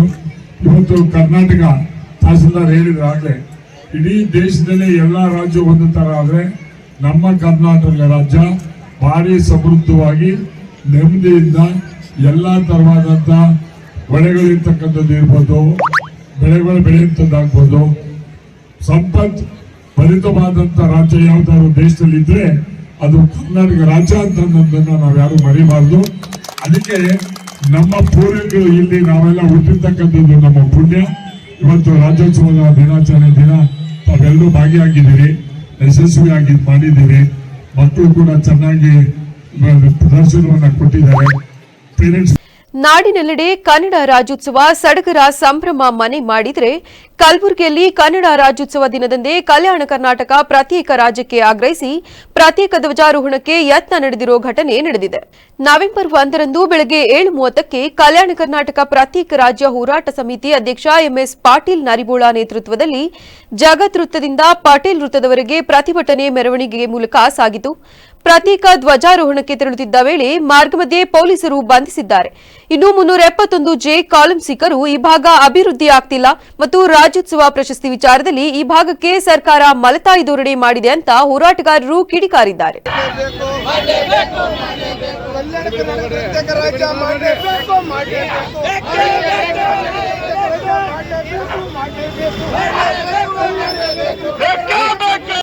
ಎಪ್ಪತ್ತನೇ ಕನ್ನಡ ರಾಜ್ಯೋತ್ಸವವನ್ನು ತಾಲೂಕು ಆಡಳಿತ, ಪುರಸಭೆ ಸೇರಿದಂತೆ ಪಟ್ಟಣ ಹಾಗೂ ತಾಲೂಕಿನಾದ್ಯಂತ ಸಡಗರ ಸಂಭ್ರಮದಿಂದ ಆಚರಿಸಲಾಯಿತು. ಪುರಸಭೆ ಕಚೇರಿಯಲ್ಲಿ ಕನ್ನಡಾಂಬೆ ಭುವನೇಶ್ವರಿಗೆ ಸದಸ್ಯರು ಹಾಗೂ ಆಡಳಿತ ವರ್ಗ ಪುಷ್ಪಾರ್ಚನೆ ನೆರವೇರಿಸಿ ಧ್ವಜಾರೋಹಣ ಮಾಡುವ ಮೂಲಕ ಕಾರ್ಯಕ್ರಮಕ್ಕೆ ಚಾಲನೆ ನೀಡಿದರು. ಈ ಸಂದರ್ಭದಲ್ಲಿ ಸ್ಥಾಯಿ ಸಮಿತಿ ಅಧ್ಯಕ್ಷ ತುಮ್ಮಲ ಪ್ರಕಾಶ್ ಮಾತನಾಡಿ, ಮಾಜಿ ಮುಖ್ಯಮಂತ್ರಿಗಳಾದ ದಿವಂಗತ ದೇವರಾಜ ಅರಸೂರವರ ಆಡಳಿತದ ಕಾಲಘಟ್ಟದಲ್ಲಿ ಮೈಸೂರು ರಾಜ್ಯ ಕರ್ನಾಟಕ ರಾಜ್ಯ ಎಂದು ನಾಮಾಂಕಿತವಾಯಿತು. ನಾಡು ನುಡಿ ಜನರ ವಿಚಾರವಾಗಿ ಅನೇಕ ಮಹನೀಯರು ತಮ್ಮದೇ ಆದ ಕೊಡುಗೆಯನ್ನು ನೀಡಿದ್ದಾರೆ. ಕರ್ನಾಟಕದಲ್ಲಿ ಕನ್ನಡವೇ ಸಾರ್ವಭೌಮ. ಪ್ರತಿನಿತ್ಯ ಕನ್ನಡ ಭಾಷೆ ನಮ್ಮ ಆಡುಭಾಷೆಯಾಗಬೇಕು. ಕನ್ನಡ ಉಳಿಸಿ ಬೆಳೆಸುವ ನಿಟ್ಟಿನಲ್ಲಿ ನಾವೆಲ್ಲರೂ ಸಾಗೋಣ ಎಂದು ತಿಳಿಸಿದರು. ಪ್ರತಿ ವರ್ಷ ನಾವು ಏನು ಕನ್ನಡ ಭಾಷೆ ಮಾತನಾಡುವಂತಹ ದಕ್ಷಿಣ ಭಾರತ ಕೆಲವು ಪ್ರದೇಶಗಳನ್ನು ವಿಲೀನಗೊಳಿಸಿ ಮೈಸೂರು ರಾಜ್ಯವನ್ನಾಗಿ ರಚಿಸಲಾಗುತ್ತೆ. ಈ ಮೈಸೂರು ರಾಜ್ಯ ರಚಿಸಿದಂಥ ಪರಿವೇಶದಲ್ಲಿ ಅದನ್ನು ಮೈಸೂರು ರಾಜ್ಯದಿಂದ ಕರ್ನಾಟಕ ರಾಜ್ಯ ಅಂತ ಚರ್ಚೆಗಳು ಶುರುವಾಗ್ತದೆ 1972 ಇಸ್ವಿ. ಆ 72 ಇಸ್ವಿ ಚರ್ಚೆಯಾದಂಥ ಕರ್ನಾಟಕ ರಾಜ್ಯ ಮಾಡಿಕೊಂಡಂತೆ ಶ್ರೀಕಂಠ 20 ಸನ್ನಿವೇಶದಲ್ಲಿ 1973 ನವೆಂಬರ್ 1ರಂದು ಕರ್ನಾಟಕ ರಾಜ್ಯ ಅಂತ ಹೆಸರನ್ನು ಇಡಲಾಗುತ್ತದೆ. ಇಟ್ಟಂಥ ಸನ್ನಿವೇಶದಲ್ಲಿ ಈ ರಾಜ್ಯದ ಮುಖ್ಯಮಂತ್ರಿಗಳಾಗಿ ದೇವರಾಜ ಅರಸು ಅವರು ಇರ್ತಾರೆ. ಅವರು ಈ ಒಂದು ಕಾಲಘಟ್ಟದಲ್ಲಿ ಮುಖ್ಯಮಂತ್ರಿಗಳಾಗಿ ಅವರ ಆಡಳಿತ ನಡೆಸಿರುತ್ತಾರೆ. ಏನು 1905ರಲ್ಲಿ ಆಲ್ ವೆಂಕಟರಾವ್ ಅವರು ಕರ್ನಾಟಕ ಏಕೀಕರಣ ಚಳವಳಿಯೊಳಗೆ ಕರ್ನಾಟಕ ಏಕೀಕರಣ ಮಾಡಬೇಕು ಅಂತ ಕೀರ್ತಿಯನ್ನು ಪಡೆದಂಥ ಕೆಲವರು ಇನ್ನೂ ಮಹಾನಾಯಕರಾದ ಕುವೆಂಪು ಅವರು, ವಾಸ್ತವ ವಿಕಾಸ ಅಯ್ಯಂಗಾರ್ ಅವರು, ಶಿವರಾಮ ಕಾರಂತರವರು, BM ಶ್ರೀಕಂಠಯ್ಯನವರು, ಇವರ ಹಾದಿಯಾಗಿ ಎಲ್ಲರೂ ಸಹ ಪುರಸಭಾ ಸದಸ್ಯ ರೂಪಾ ಪರಮೇಶ್, ಸದಸ್ಯರುಗಳಾದ SK ಕಿರಣ್, ಸಿಸ್ಟಮ್ ಸಿದ್ದು ಸೇರಿದಂತೆ ಮತ್ತಿತರರು ಹಾಜರಿದ್ದರು. ನೆಲ, ಜಲ, ವಾಯುವನ್ನು ರಕ್ಷಣೆ ಮಾಡುವಲ್ಲಿ ವಿಫಲರಾಗಿದ್ದೇವೆ ಎಂದು ಪರಿಸರ ಮಾಲಿನ್ಯ ನಿಯಂತ್ರಣ ಮಂಡಳಿ ಅಧ್ಯಕ್ಷ ಹಾಗೂ ಶಾಸಕ ನರೇಂದ್ರ ಸ್ವಾಮಿ ಬೇಸರ ವ್ಯಕ್ತಪಡಿಸಿದರು. ಮಳವಳ್ಳಿ ಪಟ್ಟಣದ ಕ್ರೀಡಾಂಗಣದಲ್ಲಿ ನಡೆದ 70ನೇ ಕನ್ನಡ ರಾಜ್ಯೋತ್ಸವ ಕಾರ್ಯಕ್ರಮದ ಉದ್ಘಾಟನೆ ಹಾಗೂ ಅಧ್ಯಕ್ಷತೆ ವಹಿಸಿ ಮಾತನಾಡಿ, ನೆಲ, ಜಲ, ಭಾಷೆಯನ್ನು ಸಂರಕ್ಷಣೆ ಮಾಡುವ ಹೊಣೆ ಪ್ರತಿಯೊಬ್ಬ ನಾಗರಿಕರದ್ದಾಗಿದೆ. ರಾಜ್ಯದಲ್ಲಿ ಹೆಚ್ಚು ಕನ್ನಡ ಮಾತನಾಡುವ ಜಿಲ್ಲೆ ನಮ್ಮ ಮಂಡ್ಯ ಜಿಲ್ಲೆ ಎನ್ನುವುದು ಹೆಮ್ಮೆಯ ನಮ್ಮದಾಗಿದೆ. ಜಿಲ್ಲೆಗೆ ಕನ್ನಡತನವನ್ನು ನಾಲ್ವಡಿಯವರು ಕಲಿಸಿಕೊಟ್ಟಿದ್ದಾರೆಂದು ತಿಳಿಸಿದರು. ಕಳೆದಿರ್ತಕ್ಕಂಥ ಸಂದರ್ಭದಲ್ಲಿ ನಾವು ಆಚರಣೆ ಮಾಡ್ತಾ ಇದ್ದೀವಿ. ಕನ್ನಡ ರಾಜ್ಯೋತ್ಸವದಲ್ಲಿ ನಮ್ಮದೊಂದು ಹೆಮ್ಮೆ. ಮಂಡ್ಯದಲ್ಲಿ ಇಡೀ ಕರ್ನಾಟಕದಲ್ಲಿ ಅತಿ ಹೆಚ್ಚು ಕನ್ನಡ ಭಾಷೆಯನ್ನು ಮಾತನಾಡ್ತಕ್ಕಂಥ ಜನ ಇರ್ತಕ್ಕಂಥ ಜಿಲ್ಲೆ ಮಂಡ್ಯ ಅನ್ನೋದು ನಮ್ಮೆಲ್ರಿಗೂ ಹೆಮ್ಮೆ. ಹಾಗಾಗಿ ಕನ್ನಡದಲ್ಲಿ ಮೊದಲಿಗರು ಮಂಡ್ಯದವರು ನಾವು ಅನ್ನೋಂಥ ಆ ಒಂದು ಬೀಗತನವನ್ನು ನಮಗೆ ನಾವೇ ಪಡ್ಕೊಂಡಿದ್ದೇವೆ. ಹೆಚ್ಚಿನ ಅಂಶ ಕಾವೇರಿಯ ಮಡಿಲಿನಲ್ಲಿ ನಾಲ್ವಡಿಯವರ ಆಳ್ವಿಕೆಯನ್ನು ನೋಡಿ ನಮ್ಮ ನಾಡು ಸಮೃದ್ಧ ಮತ್ತು ಶಿಕ್ಷಣಕ್ಕೆ, ಸಂಶೋಧನೆಗೆ, ನಾಗರಿಕತೆಗೆ, ಸಾಮಾಜಿಕ ನ್ಯಾಯಕ್ಕೆ ನಮ್ಮ ಮಂಡ್ಯ ಜಿಲ್ಲೆ ಹಾಗೂ ಮೈಸೂರು ಸಂಸ್ಥಾನ ಅಂದು ನಾಲ್ವಡಿಯವರ ಆಳ್ವಿಕೆಯಲ್ಲಿ ಕನ್ನಡತನವನ್ನು ನಮಗೆ ಕಲಿಸ್ಕೊಟ್ಟಿರ್ತಕ್ಕಂಥದ್ದನ್ನ ನಮ್ಮ ದೈನಂದಿನ ಜೀವನದಲ್ಲಿ ನಾವು ಅಳವಡಿಸ್ಕೊಂಡಿರೋದನ್ನು ನಾವು ಕಾಣ್ತೇವೆ. ಇಂದು ಈ ವೇಳೆ ವಿವಿಧ ಕ್ಷೇತ್ರದಲ್ಲಿ ಸಾಧನೆ ಮಾಡಿದ ಸಾಧಕರಿಗೆ ಸನ್ಮಾನಿಸಲಾಯಿತು. ಕಾರ್ಯಕ್ರಮದಲ್ಲಿ ತಹಶೀಲ್ದಾರ್ ರೋಕೇಶ್, ಕ್ಷೇತ್ರ ಶಿಕ್ಷಣಾಧಿಕಾರಿ ಉಮಾ, ತಾಲೂಕು ಪಂಚಾಯಿತಿ ಇಒ ಶ್ರೀನಿವಾಸ್, ಡಿವೈಎಸ್ಪಿ ಯಶವಂತ್ ಕುಮಾರ್ ಸೇರಿದಂತೆ ಇನ್ನಿತರರು ಹಾಜರಿದ್ದರು. ಈಗ ಮತ್ತೊಮ್ಮೆ ಹೆಡ್ಲೈನ್ಸ್. ಸಡಗರ ಸಂಭ್ರಮದಿಂದ ಜರುಗಿದ 70ನೇ ಕನ್ನಡ ರಾಜ್ಯೋತ್ಸವ. ನಾಡಿನಾದ್ಯಂತ ಕನ್ನಡ ರಾಜ್ಯೋತ್ಸವ ಆಚರಣೆ. ನೋಡುಗರ ಕಣ್ಮನ ಸೆಳೆದ ಕನ್ನಡ ಭಾಷೆಯ ನೃತ್ಯಗಳು. ಜಿಲ್ಲೆಯಲ್ಲಿ ಅರ್ಥಪೂರ್ಣವಾಗಿ ನಡೆದ ಕನ್ನಡ ರಾಜ್ಯೋತ್ಸವ. ಕನ್ನಡ ರಾಜ್ಯೋತ್ಸವ ಪ್ರಶಸ್ತಿಗೆ ಹಿರಿಯ ಪತ್ರಕರ್ತ ಜಗದೀಶ್ ಚೌಡವಳ್ಳಿ ಭಾಜನ. ವಿವಿಸಿ ವಾಹಿನಿ ಮುಖ್ಯಸ್ಥರಿಗೆ ರಾಜ್ಯೋತ್ಸವ ಸನ್ಮಾನ. ಬೆಳೆ ನಷ್ಟಕ್ಕೆ 2798 ಕೋಟಿ ರು ಪರಿಹಾರ ನೀಡಿಕೆ. ಮೂಲಸೌಕರ್ಯಕ್ಕೆ ಮರು ನಿರ್ಮಾಣಕ್ಕೆ 1545 ಕೋಟಿಗೆ ಕೇಂದ್ರಕ್ಕೆ ಬೇಡಿಕೆ. ಸಚಿವ ಕೃಷ್ಣ ಬೈರೇಗೌಡ ಹೇಳಿಕೆ. ಕ್ಷಣ ಕ್ಷಣದ ಸುದ್ದಿಗಾಗಿ ನೋಡ್ತಾ ಇರಿ ವಿವಿಸಿ ಟಿವಿ. ಸತ್ಯದ ಕಡೆ ನಮ್ಮ ನಡೆ.